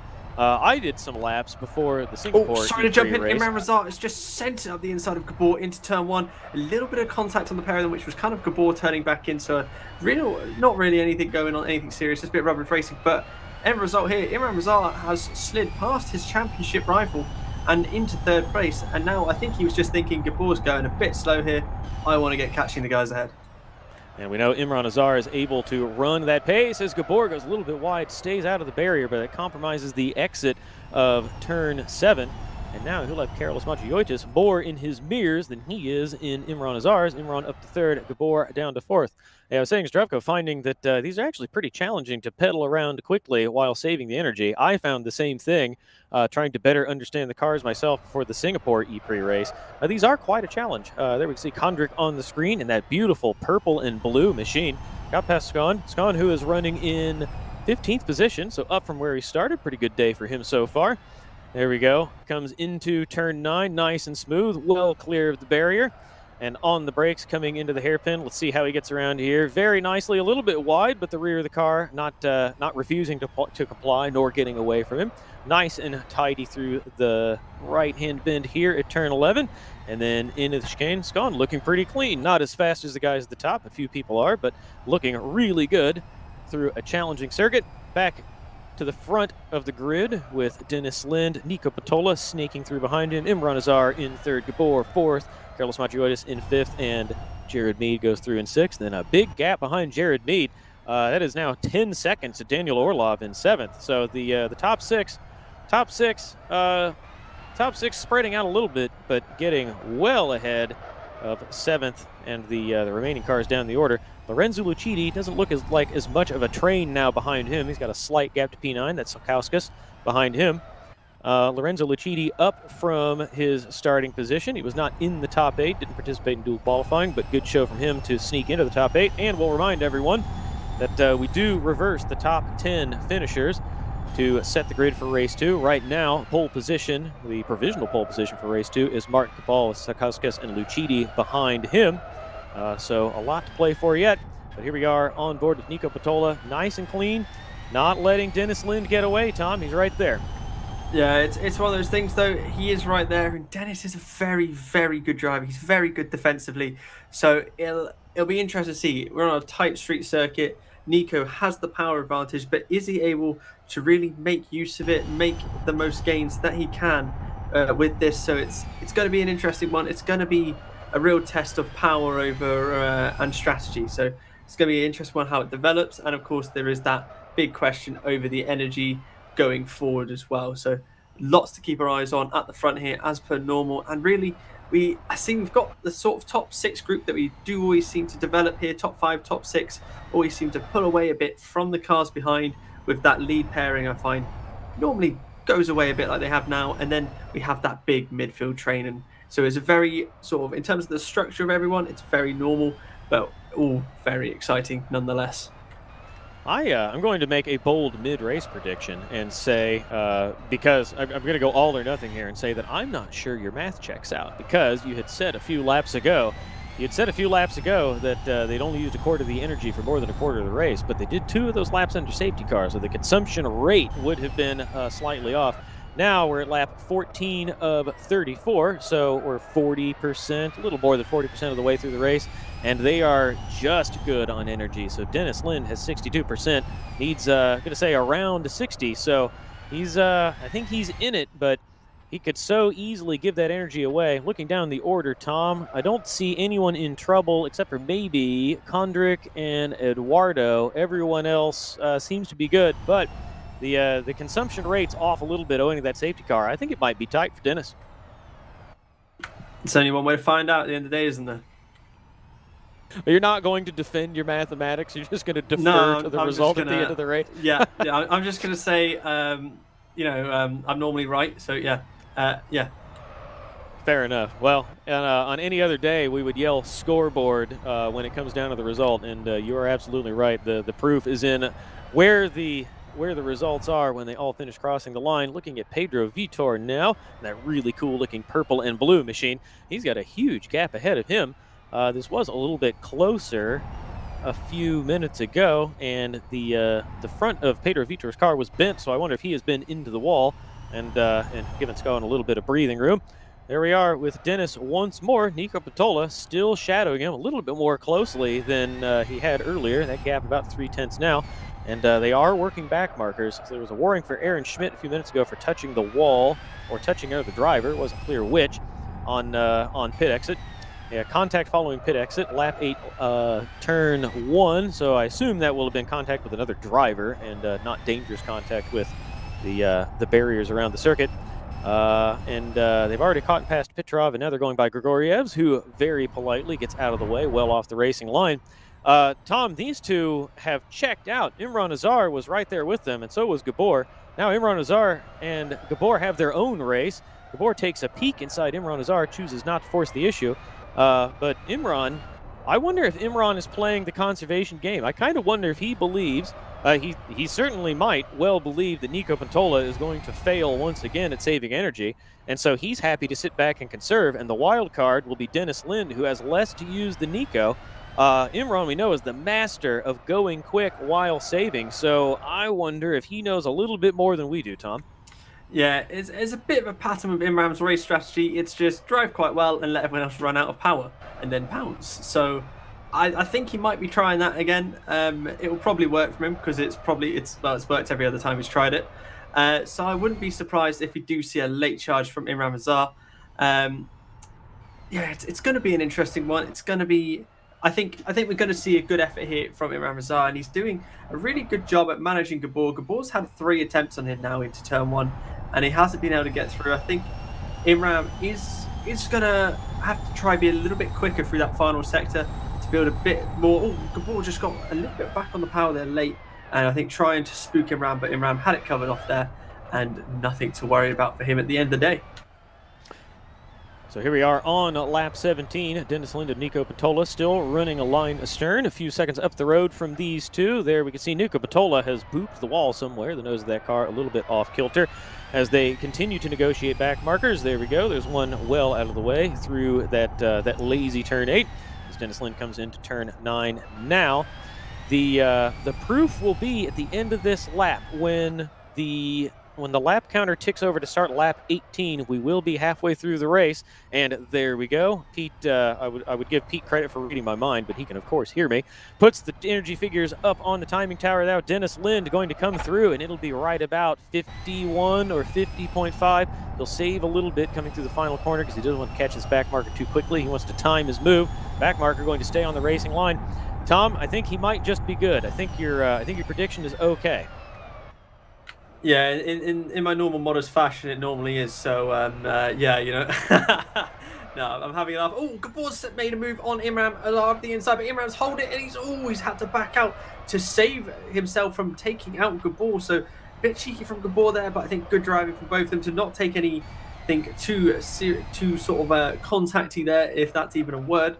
But, hey, Gabor's got down. Oh, and the signs come off the wall in front, and Gabor's sort of just clips it as Grigoriev has gone very horribly wide and sort of parks it, which I think has thrown off Gabor, but Imran Razar there just a little bit further back. He's got to navigate the lap traffic here with Schmidt, who's making it a bit difficult for him, but he's managed to get it around them in the end after all.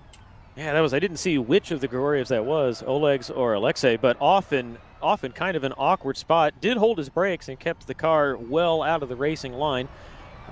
Good job by everyone to avoid going a little bit deep and colliding with him, but that will have gotten everyone's attention. Yeah, Gabor, as you said, through Imran Azar going backward now. Imran Azar was up to third, was challenging for second at one point, now back to fourth position with Carlos Matiotis, and Jared Mead has caught this group once again. So, interesting. We haven't talked about Jared Mead much today, but we've seen this from him in the past, where he has enough pace, and we know he's good enough at managing energy. He's won one of these races, and he's consistently in the top half of the order.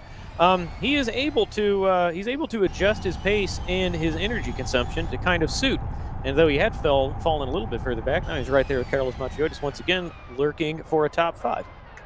Yeah, he does a very good job at just sort of, it's like Imran Razar, he just sort of sits there. He doesn't quite have had the luck that Imran's had this year.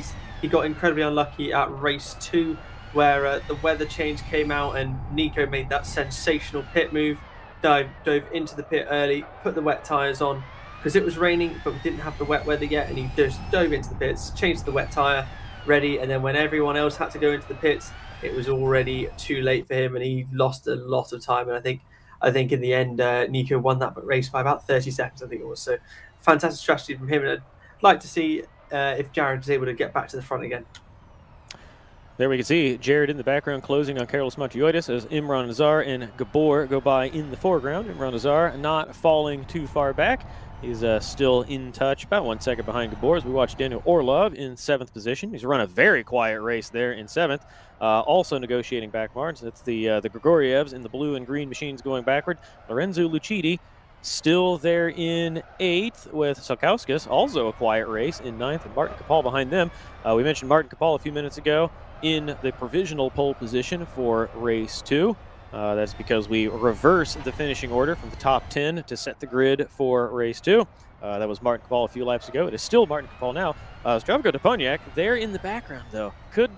Wonder if can Zdravko come up, take that position from Martin Kapal, and sneak a pole position for race 2. How great would that be? Yeah, we know the just fantastic pace that Stravko had in the BF1 league last year. So we know he's got the speed and he's just a heavy. I just think he's not quite getting on with this car as well as he is. I think he expects it to have a bit more downforce. As anyone else would, you look at something like this, you think, oh, it's probably going to have quite a bit of downforce. But by all reports and all driving, watching the driving, it just doesn't really like anything at low speed, and it doesn't really grip at high speed. So yeah, I don't know if it's quite his cup of tea, which might be why he's struggling a bit with it, as he's gone far too fast into the final corner. Sorry. And he's certainly capable of the finesse of really getting the maximum out of a race car. The BF1, the Formula One cars, definitely require precision and talent. But I find this car requires just a little bit more. This is such a heady car where you have to be mindful of how much power you're using at any given time, not just in or out of the corner, but at every point on the circuit. You have to think very hard about how much grip the car has, how much grip you have because of how much power you're putting in, how much energy you're using. And as you said, like, it has downforce, but not that much, so it's deceptively slow through some of these corners. And though he is very talented and very quick in the fastest cars in the game, this requires just something a little bit different that I think you're right. He's just not quite used to. Speaking of used to, we're used to seeing these two run nose to tail, but not as closely now as they have been, or closer now than they have been in the previous laps. Dennis Lind still in the lead, now on 38% charge. Nico Patola right there.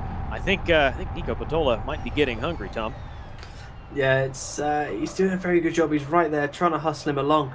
And what I wonder now, I might be overthinking into this, is that racing drivers at the top level, they're always sort of plan things down to the finest of margins, sort of thing. You know, they have very minimal sort of leeway with their decisions. Oh my word, it's all hectic there on the inside of the corner, but fortunately managed to get round those back markers without too many issues. So he's done that, but I think it's going to be interesting to see if he's maybe planned it down absolutely perfectly. And it's held up in Ramazar, and that's just not going on. It's not helpful for him. He really didn't want that to be happening at all, and he's all over the place in front of people. And I do believe that was Petrov who had received a black flag. There we go, and he's into the pits. Yeah, it was kind of an awkward place for everyone to try to catch him. He is promptly into pit lane for driving standards. Yeah, I think black flags don't happen all of a sudden. I don't think they threw the black flag for him because of the coming together there between Imran Azar and his own blue machine. I think that one was brewing, but then the leaders caught him in a very awkward position as we jumped to Nico Patola and Dennis Lind. Dennis Lind taking defensive line there through turns 6 and 7 now. Nico Patola looking like he's going to make a more spirited fight for this top position. This would be an achievement indeed. Dennis Lind, very talented simulation racing driver, and he's been doing Live for Speed for a very long time. I have a story about Dennis Lind that I can share when we get a moment to talk more freely. But Dennis Lind, very good in the simulator and also very good in actual race cars. He is an accomplished racing driver in real life. Nico Patola, I think, would be very pleased to get past him. Nico Patola should be pleased to hang with him for this entire race, but he'll be chuffed and he's sure going for a move if he can get through. He's alongside Dennis. He's done a fantastic job. He's got through on the inside, parked it on the apex, and now Dennis was trying to look see if he could go for him back up the inside there, but no, he's slotted back in now, and so he's just going to, I think, Dennis now has the opportunity to sit behind him to safe, but there we go. We see that extra power that Nico has just to sort of run away, but I hope we're not seeing a case that Nico is going to want to try and use the extra charge he has, which we've seen has been a bit of a fatal race killer for Nico in the last few rounds. Yeah, we've seen him in the past do a move like that, take the position, and then he uses just a little bit more late in the race. You said this at the top of the broadcast, Tom. So now he needs to be really mindful of how much he's consuming. He doesn't want to get too far away from Dennis Lind. He'll know, or he should know, that Dennis Lind isn't going to let him get too far away. That was very close between Martin Kapal and Zdravko Deponiak behind. Zdravko Deponiak through to 10th position, so that'll be pole position for race 2. Dennis Lind isn't going to get far away. He's quick and he's managing pretty well. A little bit lower on energy than Nico is, but Nico's extended that gap. Tom, that's 1.5 seconds. Is that good for Nico, or is this an ill omen? Is this are we recalling past mistakes by Nico where he's used just a little bit too much once he takes the top spot? Oh, it's going to be a difficult one to say because this isn't like any other race we've seen. He's got that power boost, so he just oodles the time out of Dennis when he's on the straight. So it's going to be interesting to see if he's actually holding that power conservation up as well. Notably, Imran Azar has been hanging around about 5 seconds behind the leader. That was 6 seconds a few laps ago when Gabor had gone through and Imran Azar was struggling with back markers. But Imran now has closed the gap back down, running what appears to be his usual comfortable pace. Quick enough and also conservative on the energy. Kind of a tricky line. Very tight line into the corner there, trying to get around the back marker, but it looks like he is through cleanly enough. And you can see on the timing tower, he's, as he always is, he is so good on saving energy. He's got a full 2.5 points more than Nico does. Another 2 still from Dennis Lind. So I wonder, man, I feel like Nico is probably good. Dennis might be a little bit tight, but Imran is always there with a little bit more in reserve at the end of the race. Yeah, it really is that sort of ebbs and flows. It's gonna, what we got, 9 laps left in total. Dennis Lind, he's in the danger zone. I'm gonna come out and say it, and there we go. Gabor's now trying to psych him out, make him worry, make him panic. We know how good Gabor is, and he's going to start applying all the psychological tactics in his arsenal. I don't know that the psychological tactics are going to do much to Dennis Lind, because Dennis Lind has every bit the experience that Gabor does, if not more. But man, Gabor is so good. Dennis is good, but Gabor has been driving these cars for the entire season. He drove in the last season as well, and now it looks like he is. Dennis Lind now has mirrors all full of Gabor. Right under the rear of that car through the chicane. A little bit of a slide on the way out from Gabor, but now he'll put the power down. He wants a good exit out of the final corner, use the slipstream, and this might be his opportunity. Dennis goes defensive to the inside. Gabor will have to do this the long way around. He's going to hang around on the outside, decides to tuck into turn 3. He'll have a good run through 4 and 5 here. There's turn 4 into turn 5 now. And he's a little bit of a slide, fell further back. Dennis got the power down really well. Nice run out of that sweeping turn 5 onto the back straight, but they have one of the Grigorievs. That's Oleg's Grigoriev to contend with again. Oleg's doing a good job earlier on getting out of the way. He does again here. And Imran Azar now caught up to the back of Gabor, but Dennis Lind has he has a train building behind him. Yeah, it's all sort of playing into Nico's favor. Nico now, he's in the lead and he doesn't have to go pushing hard.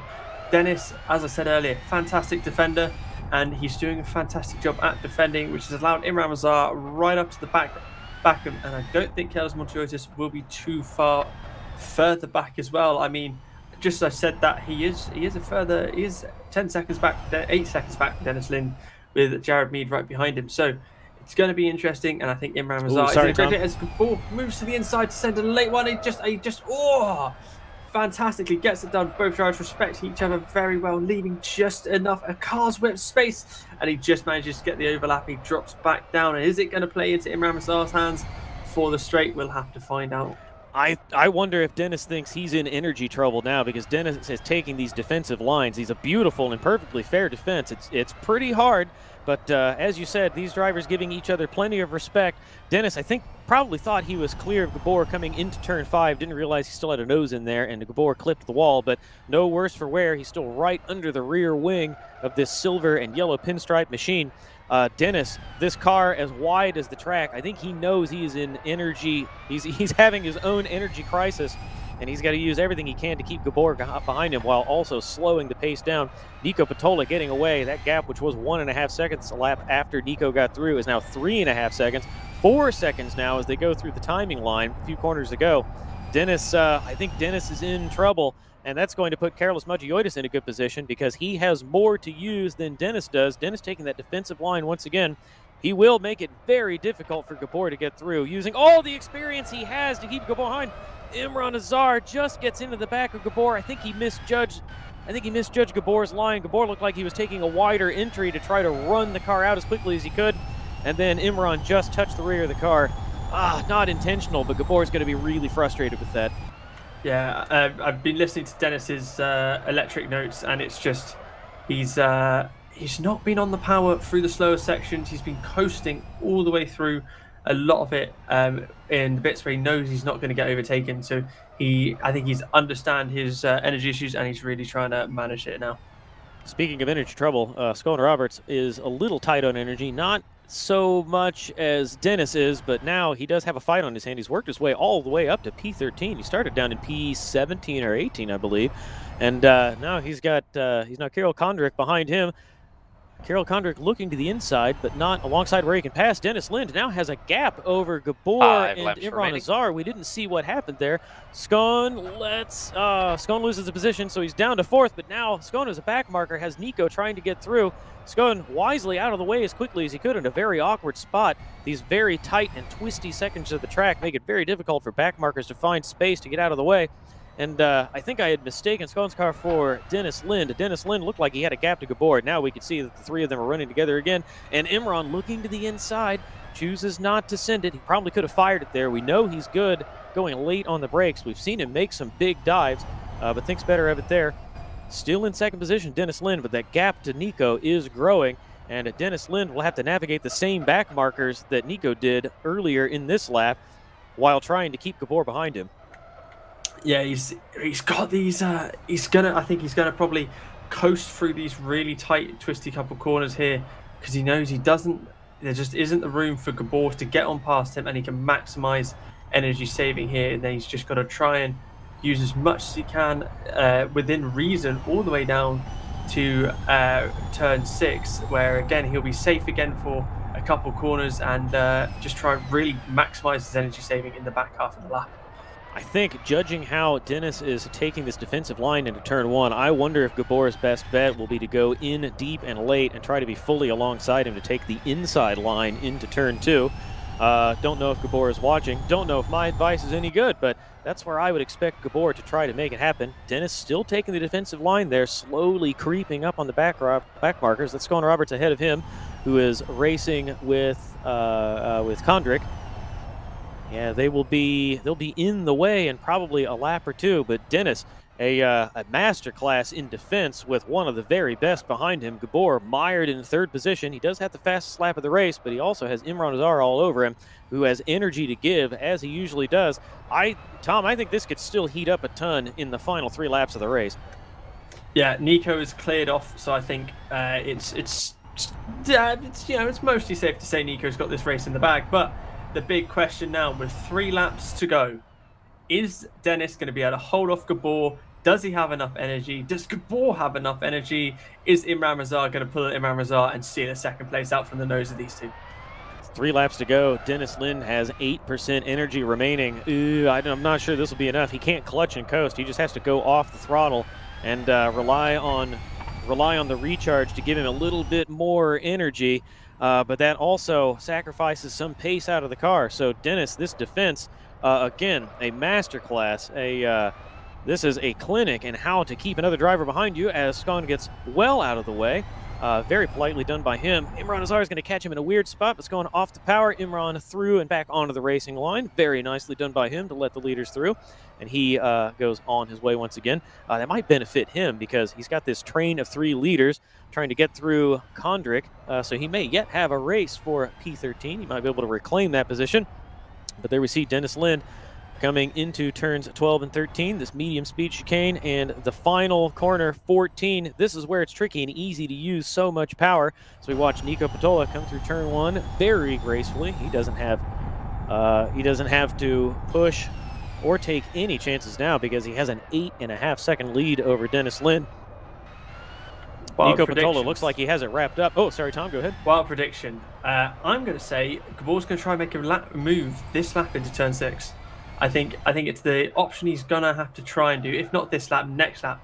There we go. I'm good. I'm good, aren't I? I am good. I'm very good. Unfortunately, Dennis Lind has it all really well sewn up and does the defense.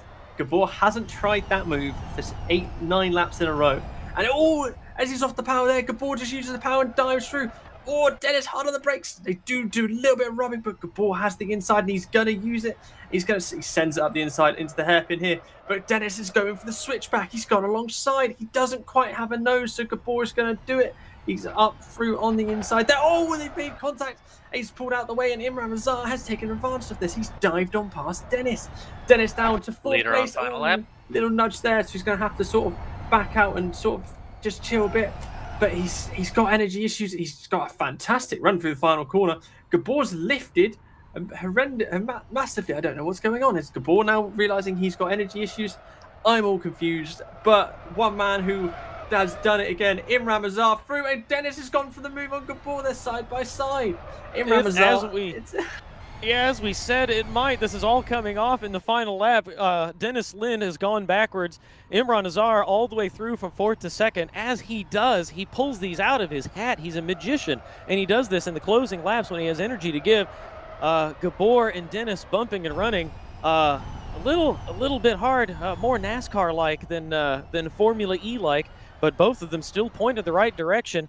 An amazing fight from these two who are really tight on energy. Nico, 1.5% at the front, but I think he'll be able to coast across the line. Imran Azar, as he always does, plenty to give, but Dennis Lind and Gabor using all the energy they have. They're down to 1.5 as Nico Patola sweeps by the back markers to cross the line. Dennis Lind and Gabor Dennis Lind is near zero, and so is Gabor. Dennis Lind is going to be pushed across the line by Gabor, Tom. Carlos Montoyotis and Jared Mead are right there. Carlos Montoyotis. Carlos Montoyotis. He's going to get through. Oh my God, Tom! I don't know. He got it.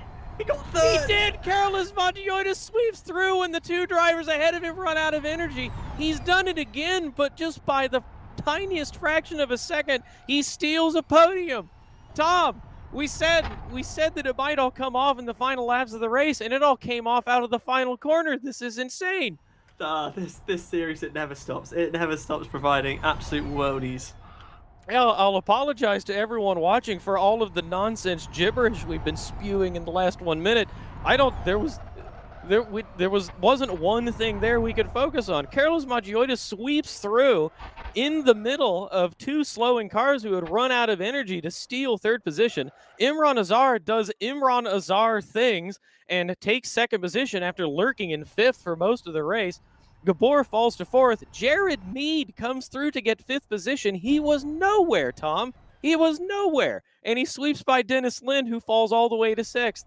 I'll round out the order while I try to calm down a little bit. Salkauskas, a brilliant race from him, quietly in seventh position. Martin Kapal up to eighth. He was down in 11th. We completely missed what happened to Martin Kapal. He had fallen out of the top 10 reversal. Roni Kronpush up to 9th. And Zdravko Deponiak manages to secure 10th position. He will take pole in race 2. Tom, I've heard you need to step away from a few minutes, so we'll take a short break. We'll let Tom get away and refresh himself. We will take a breather, or I will take a breather, while we get ready for race 2. And yeah, we'll get everything ready. We'll figure out the grid for race 2. Again, it will be a reversal of the top 10. That'll be Zdravko Deponiak on pole position with Roni Kronpush alongside and Martin Kapal in third. Yeah, there we go. Exciting race 1. All of it happening in the final few seconds after cars came through the final corner. Dennis Lind and Gabor running out of energy. Carlos Montoyotis stealing another podium. Exciting racing here in the Master Race Car 2023 season E-Challenge. We'll be back in just a few minutes to start race 2. Thank you very much for watching. We'll be right back.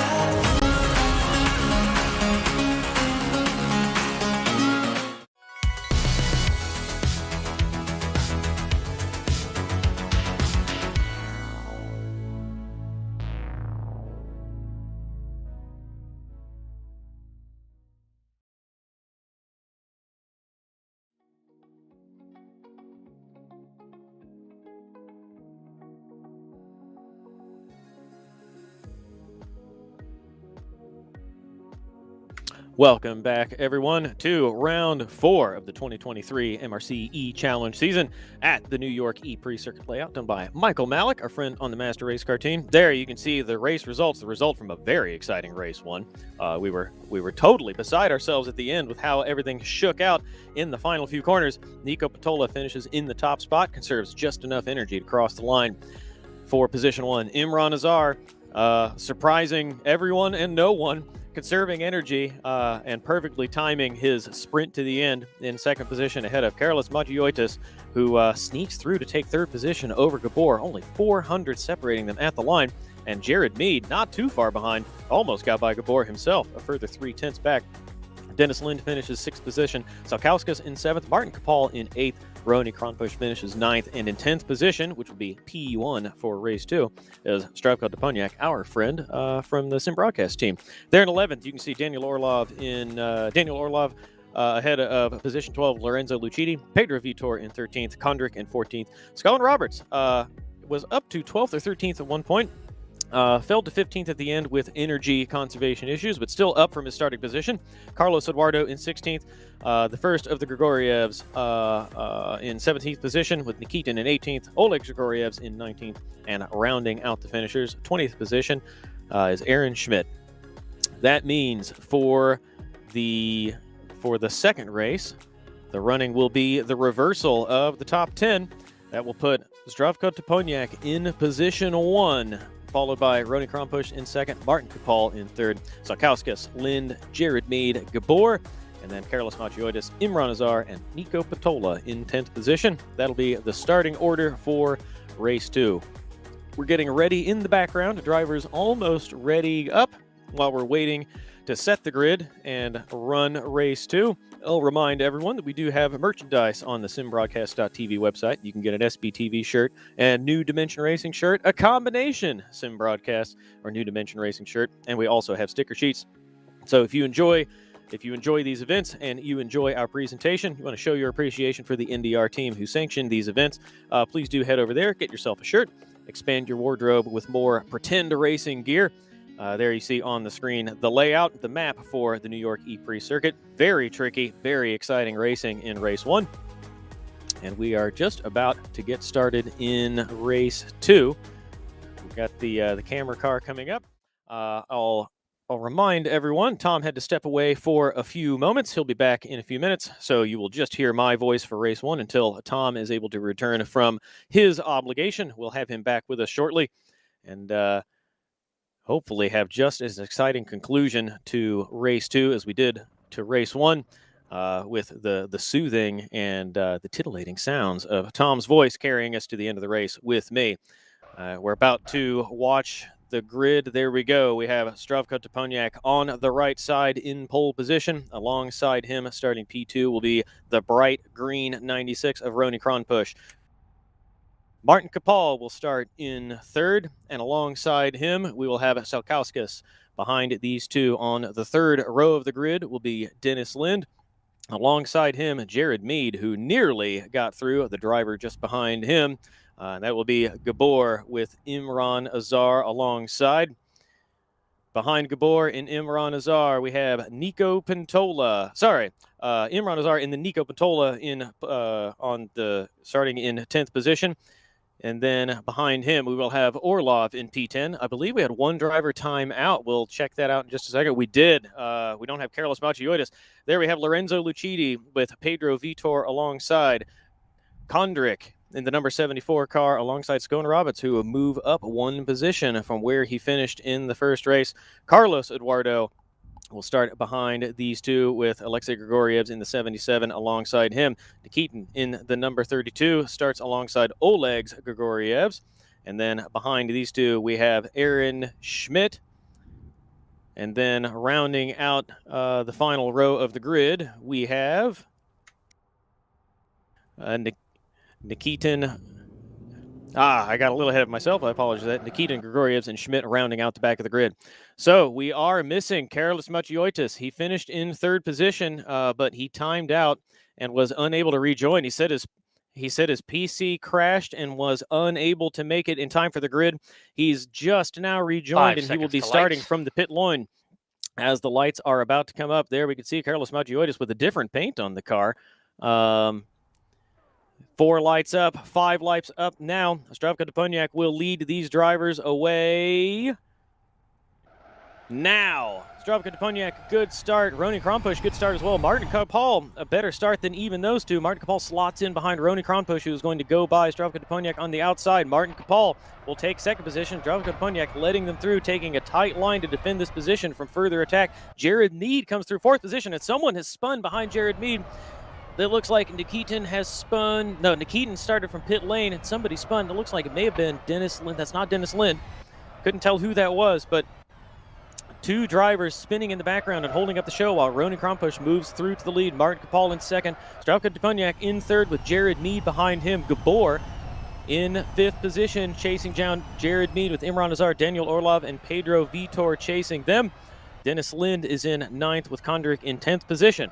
So drivers single file now, everybody appearing to be through cleanly. That's Selkauskas, who is challenging for 10th position. Ooh, a bit of a punt that looks like he got into the back of Dennis Lind. Everyone going to get accordioned back into Nico Patola now. So Nico Patola fell down the order from 10th to 13th in whatever that schmozzle was in the first few corners. But now everyone through cleanly. That's turn 11. Drivers coming through turn 12 and 13 now as we look at Jared Mead running in 4th position with Roni Kronpusch coming through to lead the first lap. There we see Imran Azar coming through ahead of Daniel Orlov, Pedro Vitor, Dennis Lind now through in 9th position. I think he'll be a little bit frustrated that he got caught up in that schmozzle in the first few corners. Drivers going side by side as Nico Patola tries to force his way through the inside. He'll have the inside line into turn 10, but it's pretty tight. I think that was a bit optimistic by Nico Patola. I think he was alongside, but I don't think Nikitin was ever going to yield that. Nikitin may not have seen him as Carlos Magioitis is up to P14 from a pit lane start. A mighty go from him after timing out and having to start from the end of pit lane. Driver moving out of the way in the background. I didn't see who that was. It might have been Lorenzo Lucidi letting drivers through.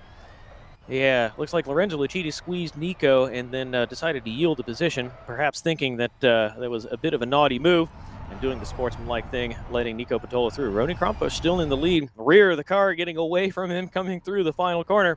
Martin Kapal on the power, better run out of the final corner, but won't have a look, though he will be right under the rear of that car as he comes into turn 1. The order still Roni Kronpusch, Martin Kapal. Zdravko Deponiak has the fastest lap of the race, 1 second back from the leader. Jared Mead in 4th, Gabor lurking back there in 5th. Looks like he is in a strong position for this race. Imran Azar there in 6th position with Daniel Orlov behind, Pedro Vitor in 8th. Dennis Lind still there in 9th. Top 10 rounded out by Selkauskas. Dennis Lind looked like he was in total control in the first race, and then the energy consumption started to get away from him. He'll definitely want to make some adjustments for race 2 so he can conserve a little bit more. A spirited defense from him. Looked like he was still on for 2nd position, but unable to keep that 2nd spot as the laps wound down and the energy got away from him. Ended up finishing in 6th. Martin Kapal right there with Roni Kronpusch coming through turns 12 and 13, and the 2 of them will wind up for turn 14. We'll go on board with one of these drivers and just listen to how they conserve energy by lifting and coasting. We'll do a lap with these drivers just listening to the car.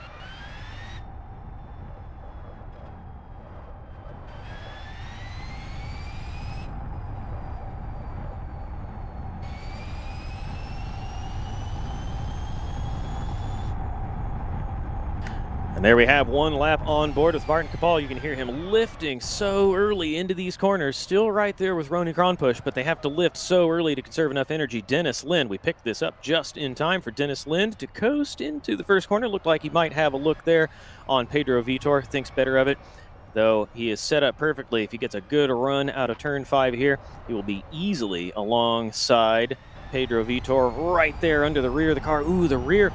Dennis having trouble getting the power down, just a little bit squirrely coming out of that corner, which will compromise his line into, or compromise his speed into this corner. Unable to get alongside, but does the crossover right behind Pedro Vitor. Not able to get alongside and take the line into this sweeping turn 8, but he'll play the psychological game now.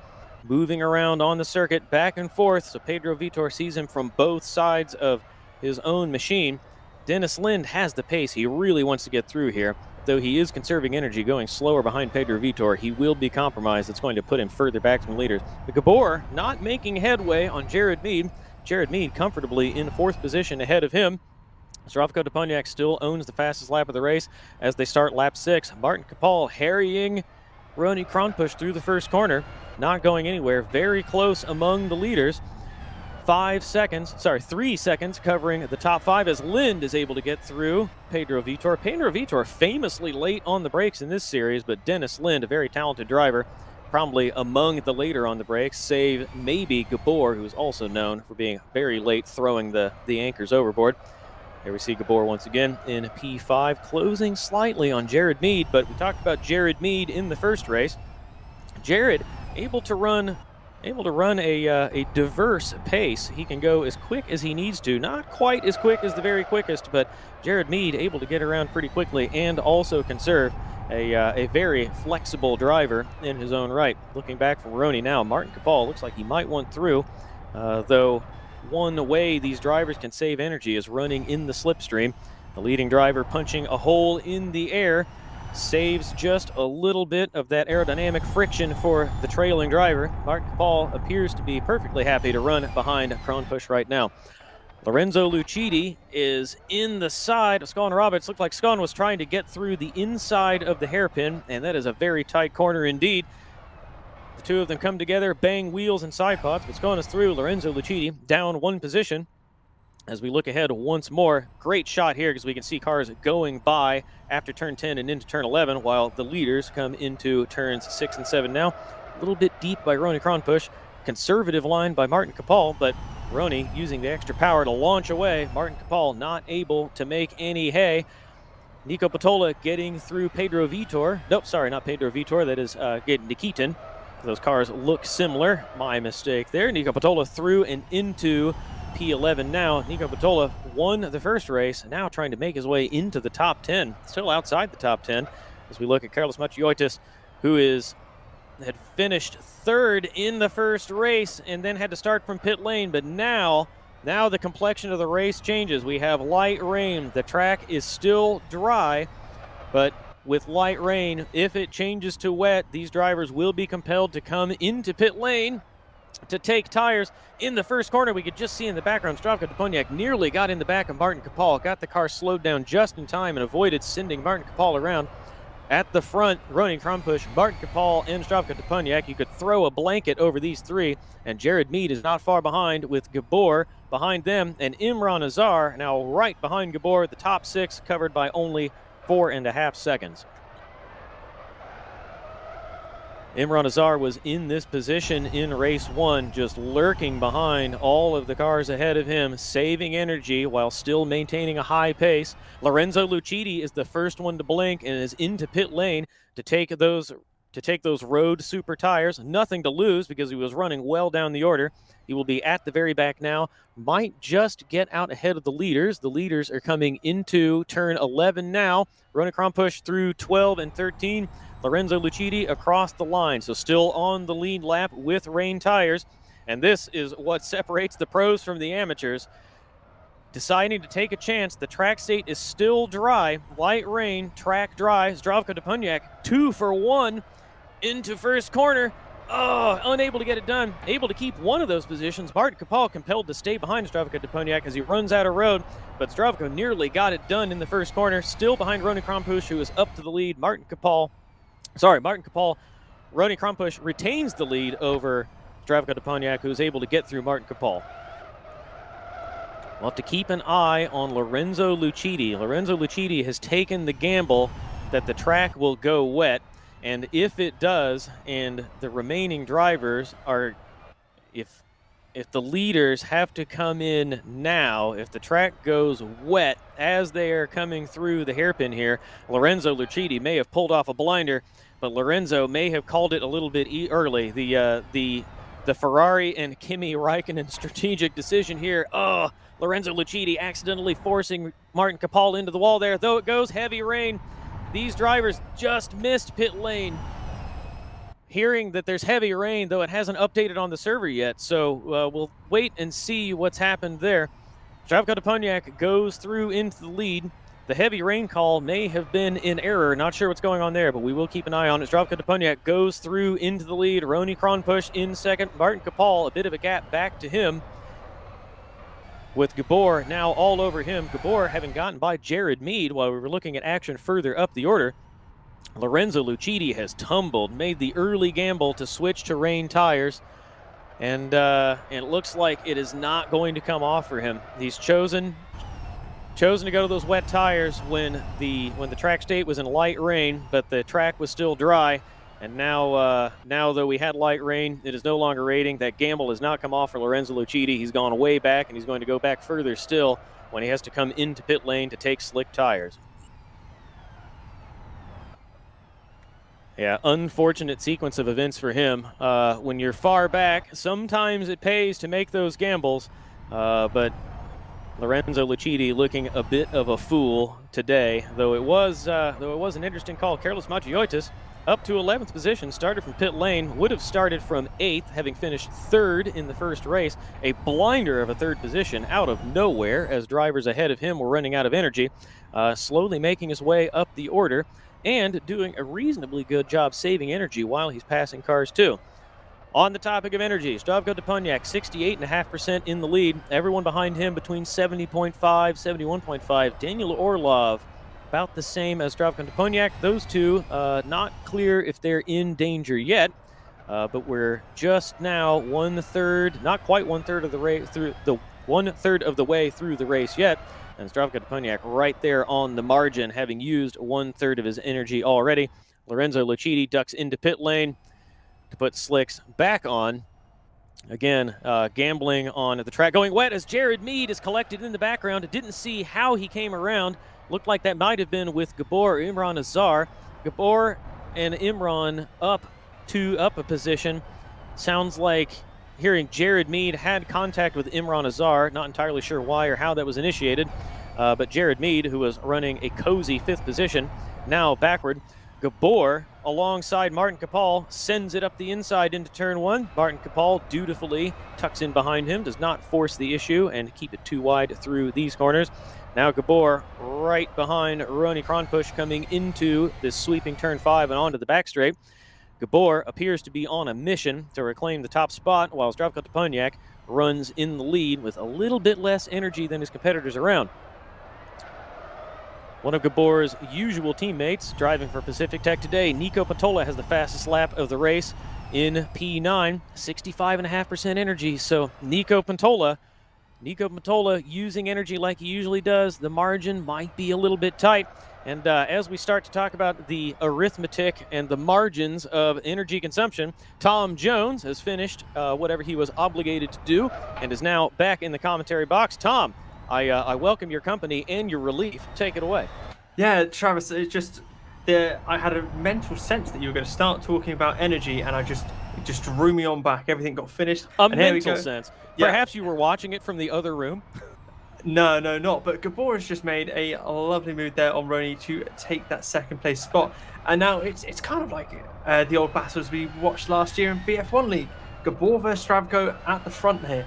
So very, very similar. Different cars, kind of similar, but very power difference. Circuit's very different. But nonetheless, it's going to be an interesting fight all the way to the...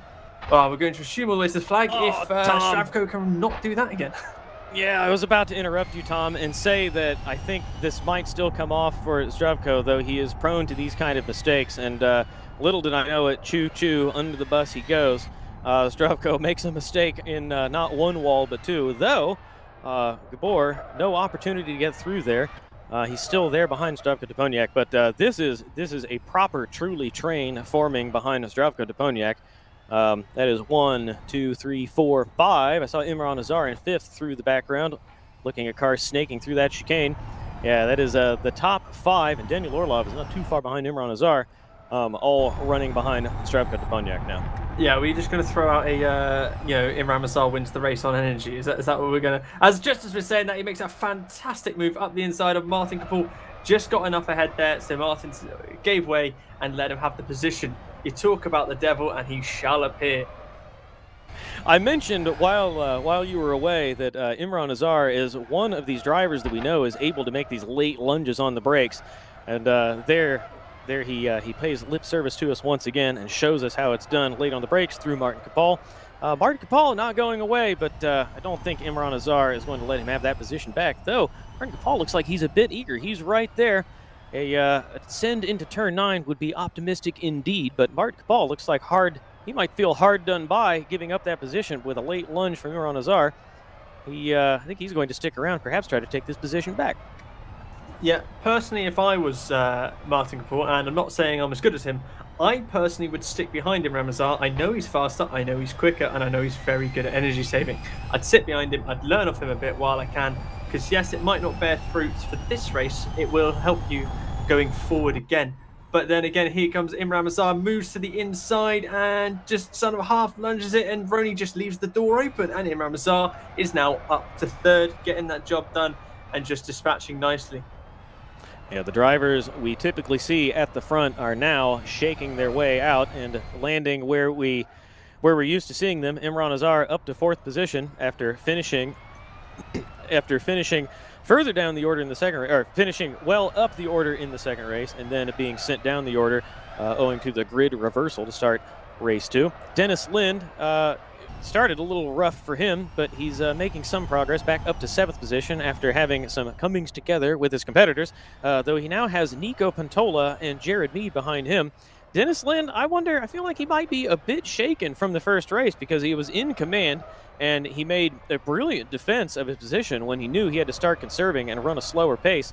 But yeah, I wonder if he's a talented racing driver, and I think he's definitely an honest person. I've raced with him before.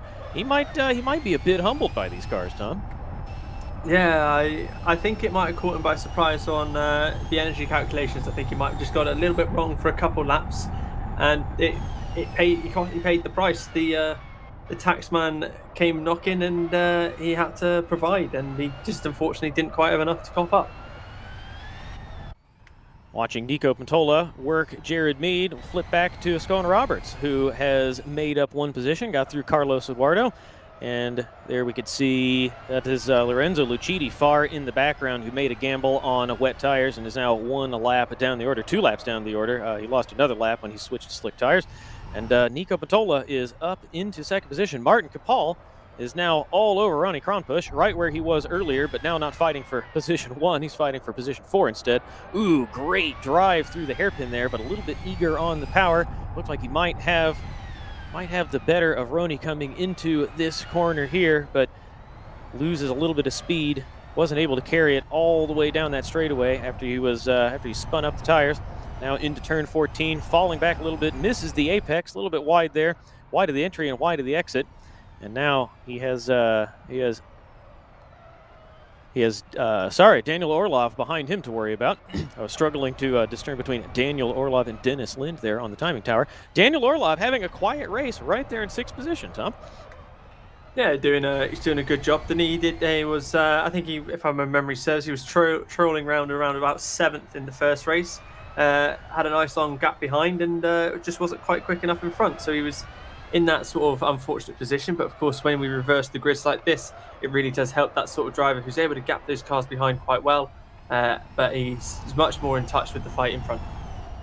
There's an interesting story brewing right here following Nico Pantola, who tumbled down a few positions after contact early on, has recovered to 9th position, but he has Carlos Macioitis, who started from pit lane and is now right there under the diffuser of that car. Carlos Macioitis putting on a really good show for us, recovering. He was on for an 8th place start, timed out after his PC crash, tried to rejoin, and I gather he had some further trouble. Was able to get in the server right before the lights went out and the grid went off to start from pit lane. So good show, good recovery from him. And if this race comes off like the last one did, may not be over for him yet. He might be able to sneak a strong finish if everyone around him uses too much energy. Zdravko Deponiak working through back markers. Gabor nearly hitting one. I don't think Gabor expected the back marker to be as slow as he was. It was one of the Grigorievs. I couldn't tell which one. I think that was Oleg's Grigorievs. Yeah. Yeah, I think he just wanted to stay out of the way of these lead cars, and Gabor thought he'd be a bit cheeky and grab the slipstream, and it very, very nearly didn't pay off for him. But he's gold. Stravko's had a struggle out the corner, and Gabor's just dived to the inside, goes to make the move. Imran Mazar looking optimistic, and Stravko didn't get quite the drive out the corner he was hoping for, but he's now conceded that position to Gabor. However, if we look at the energy there, Zdravko Deponiak, we're halfway through the race, or a little bit past halfway through the race now, about to start lap 19. Zdravko Deponiak does not have nearly enough energy. That is clear. Gabor may be pretty tight. He's going to cross the line with about 49. That will be close. Imran Azar, the master of conservation, has more than enough as usual. Rony Kronpush also pretty close. Martin Kapal also close. Notably, this race, 34 laps. The first race was extended to 34 laps after adding a couple laps from the safety car. This one has been 34 laps for the entire distance. So conservation, a key element, bigger than it was in the first race. I think we have a lot of drivers that may be in trouble here. Yeah, it's going to be an interesting one to see if people have figured out the old conservation bit. I'll keep watching Stravko in the mirror of Imran Mazar, and he's just carrying too much speed into the corners, just understeering and scrubbing. I think his issue is he's overdriving the car a bit. He just needs to relax a bit, go try and enter these corners a bit slower, and he'll definitely see a marked improvement. Hearing that Pedro Vitor has been in the wall and is now in 11th position, so he will have, I think he's lost a spot there. Carlos Macioitis was behind him, now back into the top 10. Shame for Carlos, there won't be a race 3 where we reverse the grid again, but he's still put on a mighty effort to recover from a pit lane start. He will have started 21st or 22nd position in pit lane at the very back of the grid. So great recovery from him. As we return to our regularly scheduled Imran Azar show, following around Gabor at the very front, happily conserving energy while not losing any time. A little bit of wheel spin there, but in beautiful control of this car. Race control message coming through.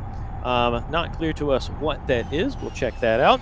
But Imran Azar taking a cheeky look to the inside while tucking back in behind Gabor, and I think we can expect to see 14, perhaps 12 or 13 more laps of this, while Imran Azar is conserving energy and just waiting for Gabor to either make a mistake, push the throttle pedal a little bit too hard, and he's there like he always is, ready to pounce and snatch a strong result.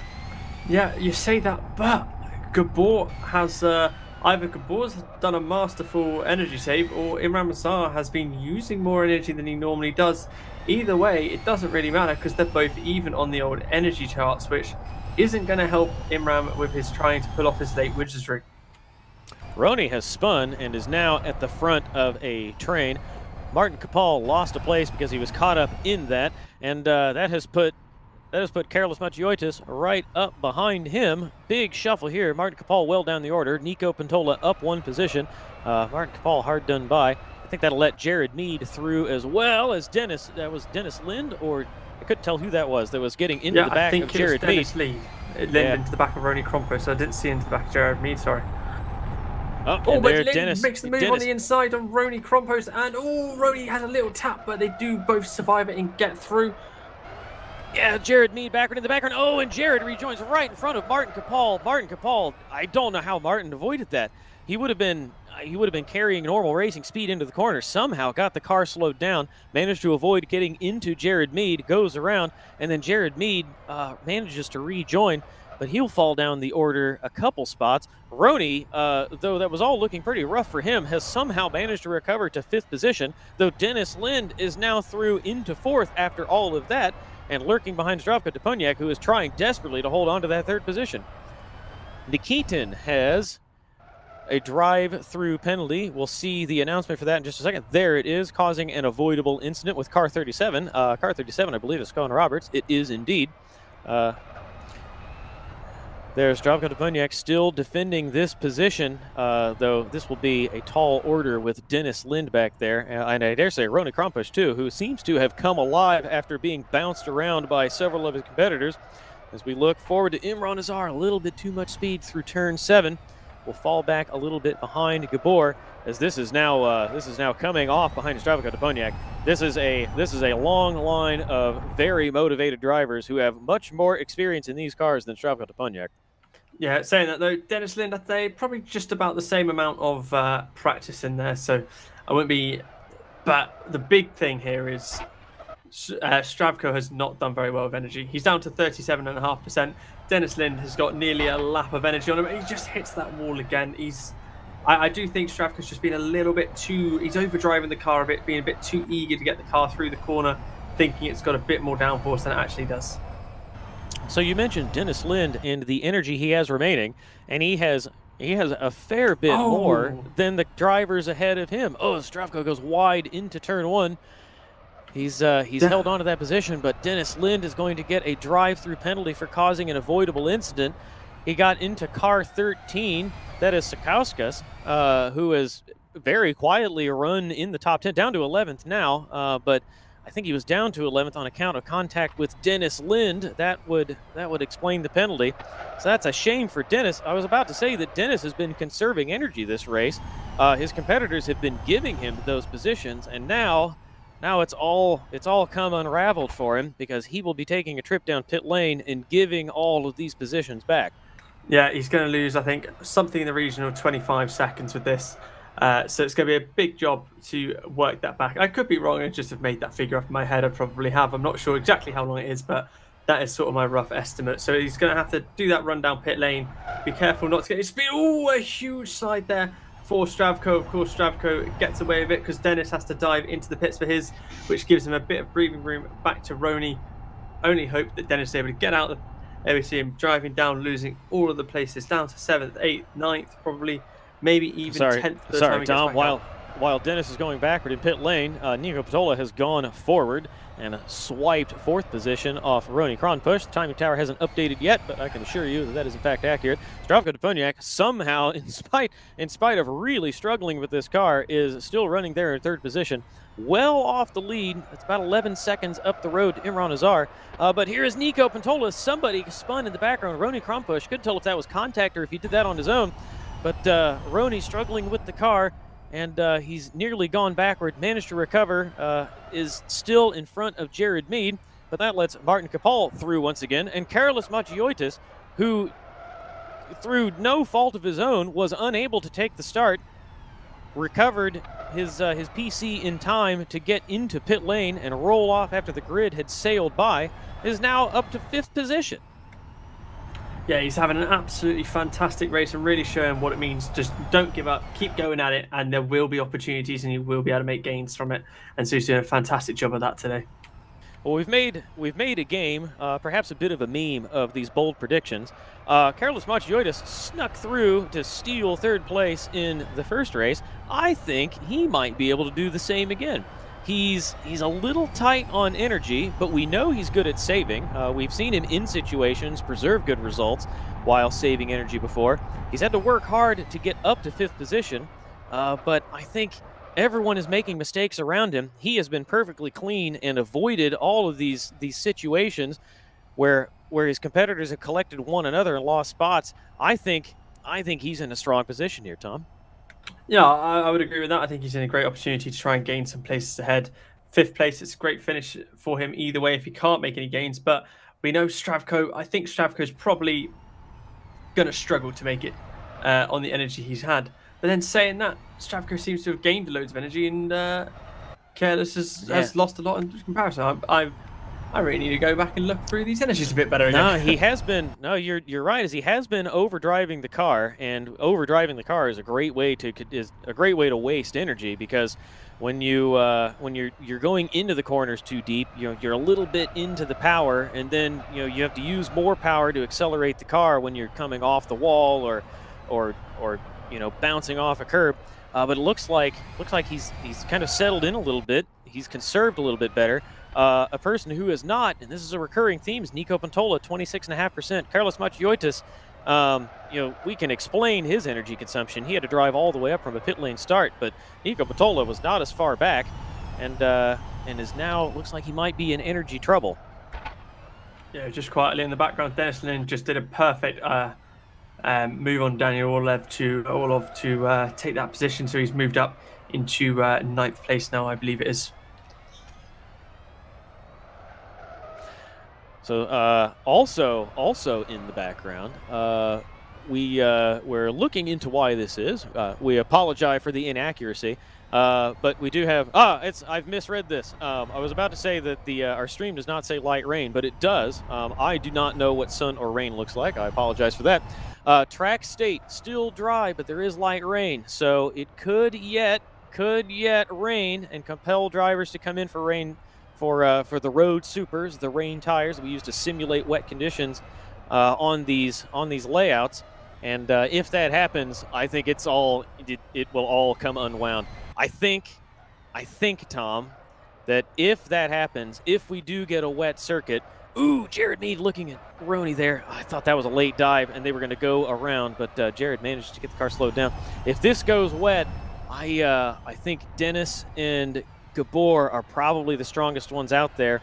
Certainly Imran Azar as well, because he is so smooth and so conservative, yet still quick. But Tom, I'm hoping for wet. I don't know about you. Yeah, I think it's going to be an interesting one. The gaggle of cars we have, sort of 3rd back to 8th. It's going to be difficult with those. Got to pick exactly where you're going to want to dive in the pits to get your tyres done, whether you want to be further down or higher up to the start of the pit lane. It's all dependent, because you're going to have the cars coming through behind as well. Carlos Macioitis had lost that position after Martin Capal and Ronnie Kronpush came together earlier. I thought they were about to get together again. Jared tries to seize that position when Ronnie goes wide. Bit optimistic, gets on the brakes, and does not send Ronnie Kronpush up and over the wall. Carlos Macioitis lost that position, gets it back. He is there in 5th once again. Energy fairly even across the top 5. Carlos and Martin Capal, the worst. Imran Azar, as usual, the best, but fairly close. Looks like the drivers are all managing rather well, as Gabor nearly collects a back marker there. Imran Azar is not right there behind Gabor. I think Imran Azar dove for, no, he is not. Imran Azar was held up by the back markers. I thought Imran had dove for pit lane, taking a gamble on the wet tires, which seemed crazy to me. But yeah, just back markers holding him up. Just quietly, Dennis Lind has been doing a fantastic job. He's made up a lot of the time he lost having to dive into the pits, and now he's back to the back of these sort of back marker cars, and I think he's going to try and look to take Roney here. He moves out to the outside. Roney braking late, and he's on, but Dennis has the inside line there, but he's going to have to yield. Roney he doesn't yield though. He just holds it around the outside, and Roney loses it on the throttle. Dennis has done a fantastic job of just taking it around the outside there. Fantastic job. I think Roney did that on his own, but as we say that, the track is wet, so drivers will have to come in for wet tires. Kondrik is going to get a drive-through penalty for speeding in pit lane. I don't think that will affect the complexion of this race. Nico Pantola has just gone through Zdravko Toponiak. I saw that on my own screen while we flipped to Gabor. So Gabor will come into pit lane to take wet tires. Nico Pantola now up to 3rd position. Zdravko Toponiak dives into pit lane behind him. And this, as we said a few minutes ago, oh, someone hasn't gone through. Someone went through. That was Scone Roberts. Scone Roberts in his own game has apparently missed the rules. He'll need to come in and take wet tires. That is, I can't tell, that's the 74 car who has just received a penalty getting out of the way. And now we have this gaggle of cars coming down pit lane with these road super wet tires. And this is where it gets interesting. 4 laps remaining in this race. And all of these drivers now on tires that are very difficult to manage. They won't heat up. They don't offer much grip. The cars rely on mechanical grip anyway. Very little downforce holding these cars to the road. And now they have become that much more challenging. The big question mark now is everybody going to get a clean pit stop?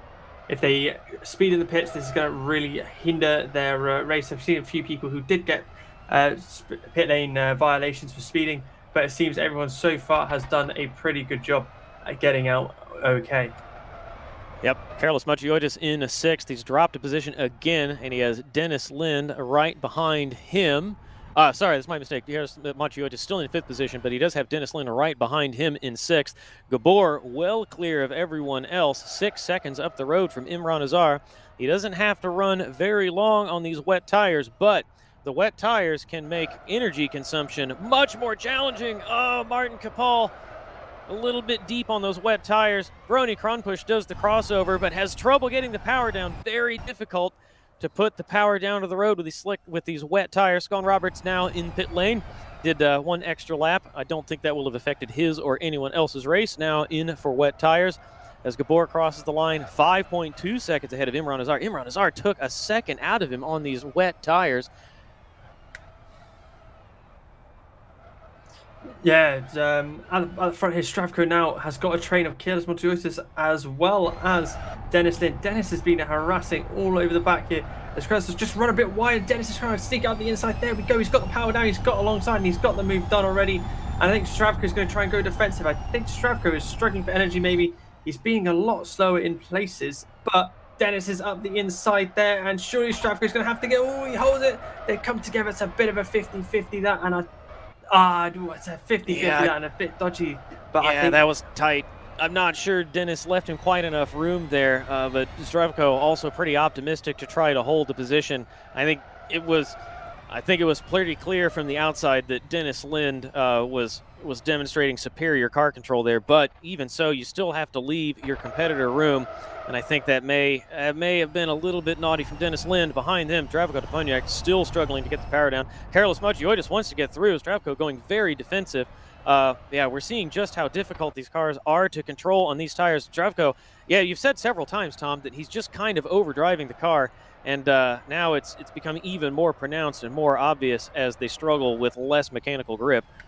Yeah, as they're now moving on to these wet tires, it's really going to show exactly who's doing it best and who's not, and who's got the issues. As we see there, Dennis Lind doing a fantastic job through the chicane, but just going a little bit wide on exit there.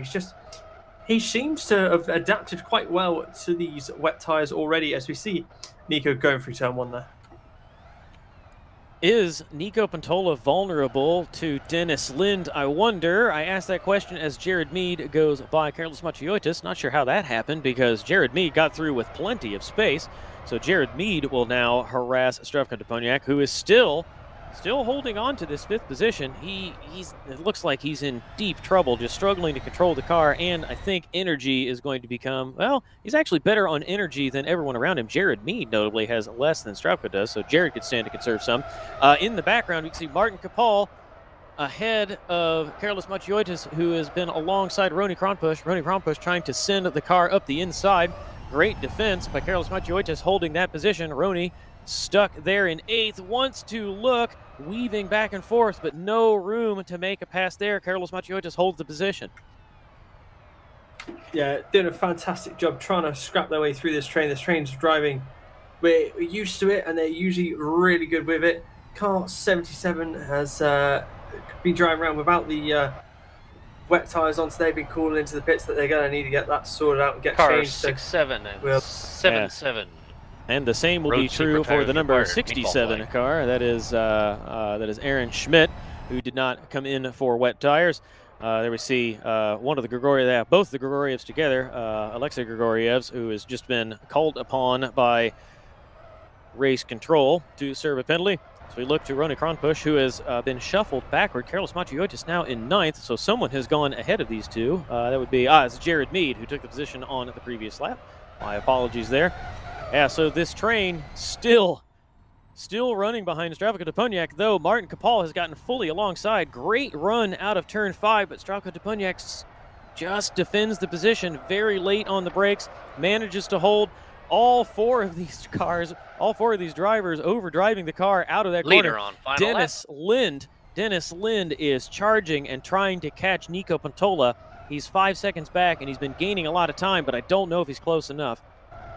Yeah, I don't think he is. He's got 5 seconds to catch, and I just don't see that one happening.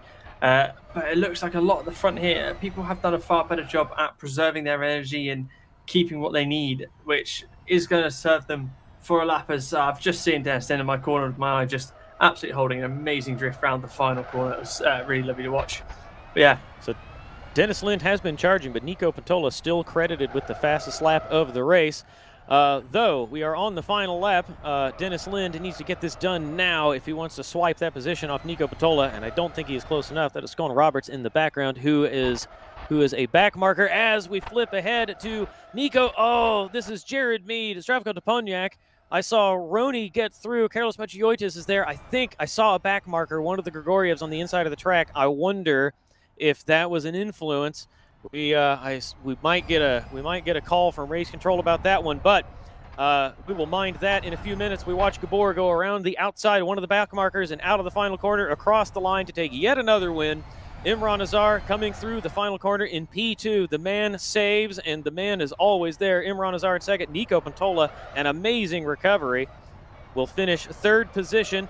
Though Dennis Lind is right there. This race is not over yet. Dennis Lind has been picking up time. He's closed 2 or 3 seconds in this lap, but I don't think he is close enough. We watch Imran Azar go up onto the podium as Nico Pantola comes around to the final corner, using the power to weave the car a bit, as Dennis Lind will probably come by alongside him into turn 1. Though the race has concluded, Dennis Lind not quite enough. Roni Kronpush will come across the line to finish 5th, with Martin Kapal behind him in 6th. And now we wait for Jared Mead and Carlos Machiotis to come through. Carlos is behind Jared Mead, coming across the line now. We look back to Zdravko Deponiak, who defended third position for so long and ends up finishing in 9th. And Salkauskas, another quiet race from him. He ran in the top 10 in race 1, newcomer to the series, and finishes 10th in race 2. Great performance for him. Orlov coming across the line now with one of the Grigoriev's back markers, who is out of energy, slowly coasting across the line. And I believe that will round out all the cars who have crossed. That is indeed the final result. So there you can see on the podium, Gabor has won once again. Alongside him in second position, Imran Azar, the man who saves so well but keeps up an amazing pace while conserving. Nico Pantola drives from further back. He started in 10th position, dropped a couple positions after early contact, recovers to finish on the podium in 3rd. Dennis Lind received a drive-through penalty, lost 20 seconds on track, managed to recover all the way up to 4th position. Roni Kronpush finishes 5th, ahead of Martin Kapal, Jared Mead, and Carlos Machiotis. And then Zdravko Deponiak in 9th. The 5 of them spending a lot of time together in each other's doors in the closing lap of this race. Salkauskas in the number 13 machine finishes 10th. Orlov in 11th. Pedro Vitor finishes 12th. Newcomer Kondrik finishes in 13th. Scone Roberts, a good show from him. One of the creators of this game, though he is under investigation. I suspect that is because he pitted a lap late to take road super tires. But a good performance from him to finish at 14th. Nikitin at 15th. Carlos Eduardo in 16th, Schmidt in 17th, Lorenzo Lucchiti finishes 18th. An early gamble to take wet tires did not pay off. It rained late, but not early. And then the Grigorievs, Olegs, and Alexei finish in 19th and 20th. Both of them under investigation, I believe, for not taking road super tires when they were supposed to. And I think there are a few other drivers who may have their finishing positions revised while the officials do further investigation. All right. That was a lot to take. We're going to take just a moment while we look at the podium picture in the background. We're going to refresh ourselves, have a quick drink and a breather, and then we will come back for interviews.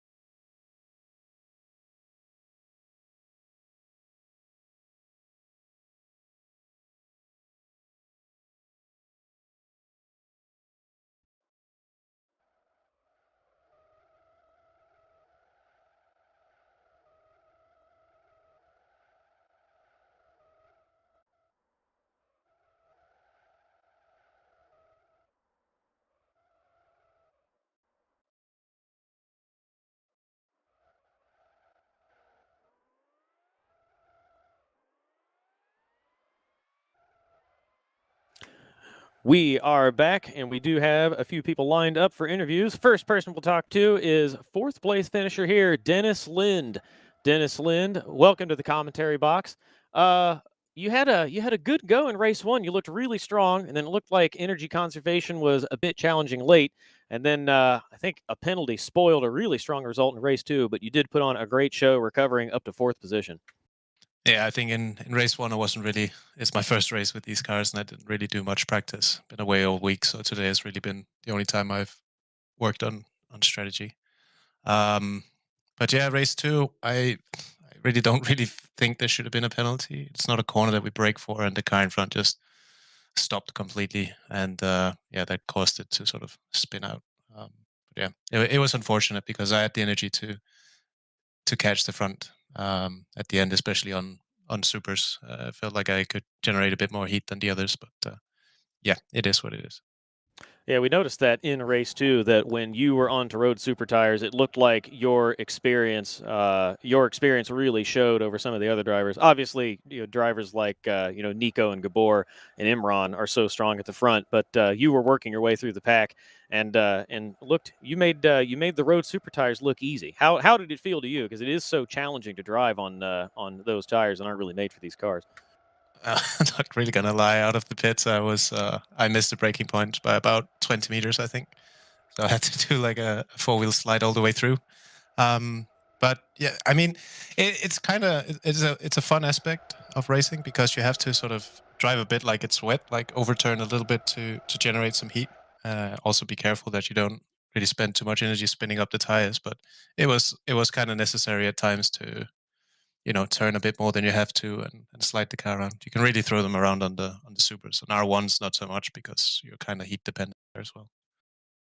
So, Dennis, you've been a man who's been on the LFS platform for quite a few years.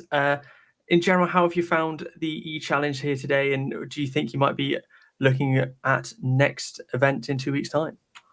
Well, yeah, it's been 18 years now on Live for Speed. or sorry, 19 probably. So it's been a long time here. I can't really say for sure because I have a lot of real stuff coming up, testing away the next 3 weeks. So I'm not really sure that I'll be able to make it for the next round, possibly for the last round. Well, we're thrilled to have you here for this round, regardless. And if you can make it to another one of these events in the future, we would be thrilled to have you. I'll ask you one final question on a personal level here. Do you recall many years ago doing a couple of races for the Something Awful team? Yeah, I do. We did some Fox races, didn't we? Yeah, we sure did. Yeah, Spencer Rose put you in as the ringer in Something Awful colors. So if you don't mind saying hi to him before you sign off, we'd appreciate that. All right. Well, fair enough. All right. Thanks a lot, Dennis. We really appreciate having the box, and we hope to see you again in a future event. Thanks for having me, guys. I'm sorry about Travis's shameless plug there. I have no shame. Thank you, Dennis. All right, next in the box, we will welcome Karolis Machiotis. Karolis, incredible finish. We talked briefly about it because we were going to sneak in an interview between races, and then you had trouble with your PC. So, yeah, tell us about the end of race one and coming out of nowhere to snatch that podium, and then your scramble to get into race two. Actually, I was fully content with P5 on the first race. But then I saw I was suddenly catching up with Gabber, with Dennis, and yeah, I just unexpectedly passed them. Between me and Gabber, I think it was 0.04 seconds. And I'm curious if you noticed behind you that Jared Mead almost got through and got both you and Gabor. We didn't notice that until we looked at the results more closely. I know that Jared Mead was breathing into my bag the whole race. And at the beginning, I saw that he has more charge than me. but then I tried analyzing where he's slower. So I started saving wherever I thought it's safe to save. So in the end, it was okay. But yeah, I know he was right behind me the whole race.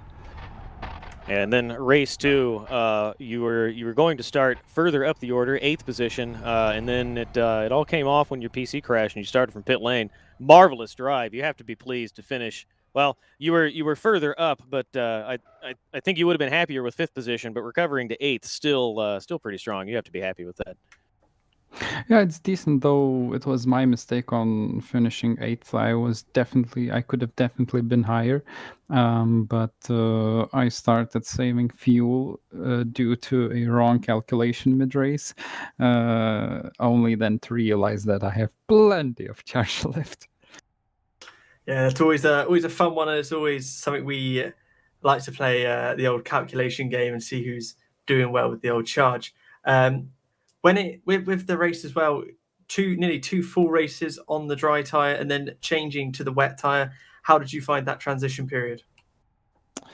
I think it would have been beneficial to me if I didn't start saving charge without any reason. All right. Well, congratulations on a good recovery in race 2, and sneaking through to snatch that podium finish in race 3. It had Tom and I in stitches. We could barely comprehend because so much was happening at once. And good luck in 2 weeks. Thanks. All right. Next up, we have Imran Azar, 2nd place finisher in race 2. Imran, you do this every event. You are always there near the front, conserving brilliantly and driving so smoothly. It really looks like you have something that everyone else doesn't. Like, how are you so good at conserving energy and running that pace right there at the front of the order every time we go out? Hello, can you hear me? Can you hear me? Yes, indeed. Yeah, we can hear you. Oh, okay. Yeah. I'm not sure actually. I don't know. It's just I don't know. I just follow the simple steps of conserving energy, which is just lifting as soon as possible, coasting. There's some little tricks that I found out was for example, if you go high tire pressures, you'll probably you'll essentially get more straight line speed, and you'll save much more energy essentially. So but I mean those are just some small things, but I think today I'm no match for Gabor's pace, and I think he was really quick today. And in the first race as well, Nico was I think he did the right strategy essentially to just go with at the start, because I kind of what my idea was essentially was just to save up early on in the race, but I think that kind of backfired because I got stuck behind Gabor and Dennis for quite a while, and kind of it was tough. But I mean, overall, I think it was a good race. But, Imran, you do a fantastic job week in, week out. Just if I could take your mind back all the way to the qualifying duels, is there any sort of mental aspects that you have to go in and think about when you see who you're going to be going up against, or in the quarterfinals where you're against someone who's not done a particularly fantastic time in that open qualifying, and then think, okay, I need to push and put a really good time on the board to try and put a mental knock onto your competitors going forward? Is that something you think about going in there? Yeah, definitely. I mean, for example, in the quarterfinals, it was I'll take it much more easier. But then when I saw it, for example, in the semifinals, also against the ball, that's it does play an effect into your mental game essentially. So I did have to sort of change my sort of approach to the lap essentially, just to take a bit more risk, because Gabor is always essentially flawless during qualifying. So I think if I wanted to beat him, I have to go over the limit essentially. So Wonderful, Imran. Well, thank you very much for joining us in the box today, and we look forward to seeing you again in 2 weeks' time. All right, thank you for having me. Yeah. You're welcome. Thanks for joining us. Next in the box, we will have Nico Pantola. Nico Pantola, who won the first race today, and Nico Pantola finished first in the first race today and finished on the podium in the second race, 3rd position. Nico Pantola, tell us about your race today. You were really strong in race 1, and then race 2 looked a little bit rough. You were far down the order in the early running, but then managed to recover at the end. Oh yeah, the first race was really fine. I got full power, so I could keep on pushing, and I had like I think 2 or 3 stints of practice, so I could know like how much energy I should use. And Dennis really put up a fight, but then I noticed he started saving, so I just like measured up a good pass and just kept going. But yeah, second race was really like a bit weird on the start, but I can't really complain. I just went into the outside lane and the guy just went a bit outside, so I just tried to be as fast as possible without losing pace. So you're not in contention for the top spot in the championship, though it is really tight between Gabor and Imran. It could be either one of them after round 5. But you're right there with Jared Mead.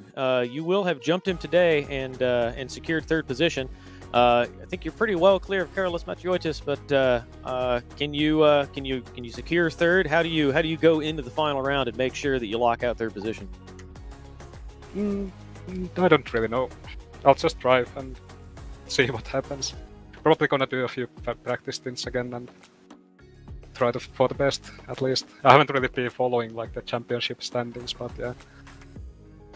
Typical Finnish response, a man, a few words, but saying all that needs to be said. Nico, congratulations on strong finishes today. Thanks for joining us in the box. We always enjoy talking to you, and we look forward to talking to you again in a couple weeks. Hopefully with 3rd position in the championship to your name. Yeah, let's hope. But yeah, thank you. Thank you. We have 2 more interviews. First of these interviews will be Aaron Schmidt. And Aaron Schmidt, will welcome him into the box. Aaron Schmidt, you were a newcomer in the previous round, and you found yourself unexpectedly on pole position in the 2nd race, and had a rough go of it. But you said you enjoyed it, and now you're back. Now you're back again, and you're still you're down the order, but looks like you're getting around better, and you're having a good time. Tell us about your race. Yeah, it was. I expected better, but for the most part, it's okay. I expected worse. Like, especially in the first race, I'm assuming someone hit me on the back. I don't know who it was, but I took quite a bit of suspension damage, and I was basically driving around a few laps like I had an open differential. My rear right wheel was like really, it was ruined. So could have done better there, but no, it's what it is. So you've now that you've done 2 rounds, you mentioned in the first round that you were a little bit nervous being out on track, actually competing. The nerves a little bit better this week? Oh, most certainly. Good deal. Well, we're glad to hear it. Are we going to see you in 2 weeks? Will you be back for round 5? That's a bit of a stretch. I'm not entirely sure, but I'll try my best. My best to go back. Well, we hope to have you because we've been thrilled to see the uptick in the number of competitors this week. It's been great to see the grid up to 22 cars for the first race. So we're thrilled to have you, and we're glad you're having a good time and participating. And thanks for joining us to share your thoughts.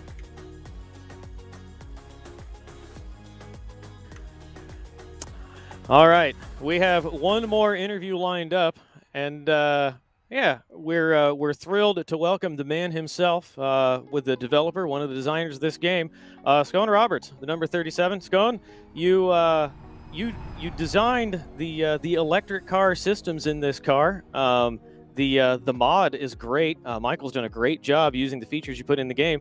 How is testing it versus actually racing it in competing? Well, that is my first time racing, apart from once when I did a Christmas event, and I didn't practice for that. So I hope I've done a bit better this time. I think everyone is pretty impressed. So you started, I believe it was 17th in the first race, and you finished a few positions up from there. And you're 14th in the second race, though. I think we learned you're under investigation, perhaps for not for changing tires when you should have. But even so, we're all pretty impressed, and everyone is thrilled to see you joining a race. Surely you're happy with that. Oh yeah, I'm really happy, and I don't mind about being under investigation. I missed the message. It's probably something I need to do in the code, make it a bit more obvious. But yeah, I really enjoyed it, and the practicing and the training, and it gave me more of an insight into racing from the driver's point of view. So I'm curious. Obviously, like people could pepper you with questions all day and belabor things that have long since been put to bed, or that we're not making any progress in those kind of conversations. But I am curious that you mentioned appreciating the driver's point of view, the driver's experience in the game when you're actually out there doing a full race. Are there any specific things that you noticed or felt or experienced in the race today that you want to bring to the simulator in the coming days, weeks, months? Well, one of the things I'd like to do is that weather. It's hard to think of it because we've got that new system coming, but maybe I should do something simple with the weather, as soon as possible with that new system.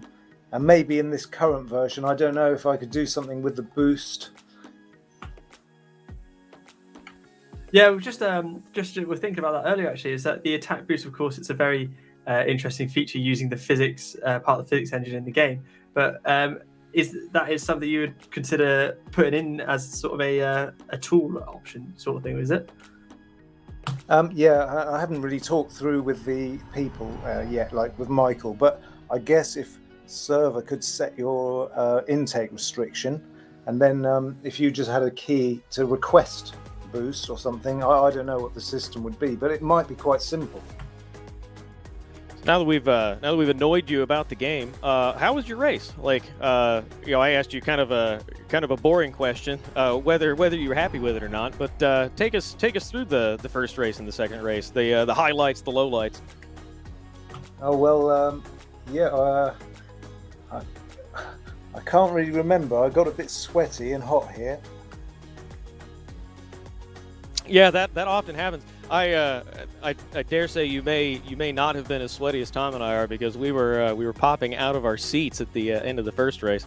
I hope you get a chance to go back and watch it. Do we dare hope we'll see you again in a couple weeks? Yeah, I'd like to. Yeah, if that's all right. I think there's a bit more to learn, and after all that, I've put in learning the car, and I think maybe a different kind of track that isn't so tight would be interesting. Well, I would say it's one thing you definitely didn't embarrass yourself. You put on a really good showing, and for being one of the newcomers, and especially one of the first times in the car, you did a very excellent job. And we'd certainly like to see you back, because it's always good to see new people and more people on the track. Yeah, well, I hope just by coming along and doing a bit of advertising, we got a few more entrants and a few more people have seen it. We definitely did, and for that we really appreciate you joining the race and going along with us here. It's been a joy. Before we go, is there anything else you would like to say, or anything you'd like to ask us? No, I just want to say thanks a lot for having me along, and it's been really interesting and fun. Well, thank you very much. We all love this simulator and the community, and we owe a debt of gratitude to you. So we really appreciate it. Thank you very much for joining this week, and we'll see you again in a couple weeks. Cheers. Thank you. Scone Roberts, everyone, the man himself, joining us in the commentary box. We appreciate him joining us in the commentary box for interviews, and certainly for joining in the racing today. That will do it for us. There you see the race result. Gabor winning the second race today after Nico Patola won the first.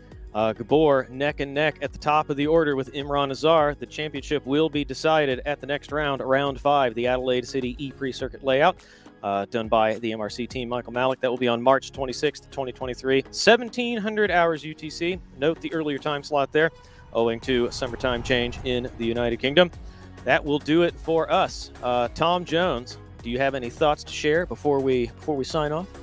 Oh, just the usual stuff, really. The racing, as per normal, is truly fantastic in this. And if you do get a chance or feel like you want to get involved, I'd say do, because we love watching it. I mean, I think a lot of you saw the ending of race 1 where we didn't know what was going on. We didn't know who was going to get there, and it was exciting stuff for us to see. And then race 2, just watching Dennis hunt down Nico in those last couple of laps. It's always something going on, and there's always something for everyone who gets involved. And before you go, bold prediction for the final round: Imran or Gabor? Just because I want to see Imran win. I can't predict it, because Gabor is so imperious and he's really strong in driving everything he touches. He seems to do really well in. But I'd like to see him win. It's kind of an underdog story, and I always like to root for the underdog. Well, there you have it, unabashed bias from Tom. This has been round 4 of the Master Race Car E-Challenge 2023 season with the E-Challenger EVO car by the Master Race Car team. We want to thank everyone at New Dimension Racing for sanctioning the event, the team at MRC, especially Michael Malik, put together this car and the layouts, the team at Sim Broadcasts.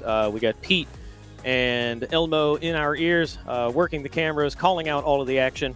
And most of all, everyone who has come on today to watch, we're really thrilled that we were able to bring these events to you, and we're glad you enjoyed them so much. Thank you very much, Scone, for joining us today to talk to us for a few minutes in the commentary box, and we're thrilled to see you again in a couple weeks. Wherever you are in the world, be safe and be well. Thanks once again for joining us, and we'll see you next time. Goodbye.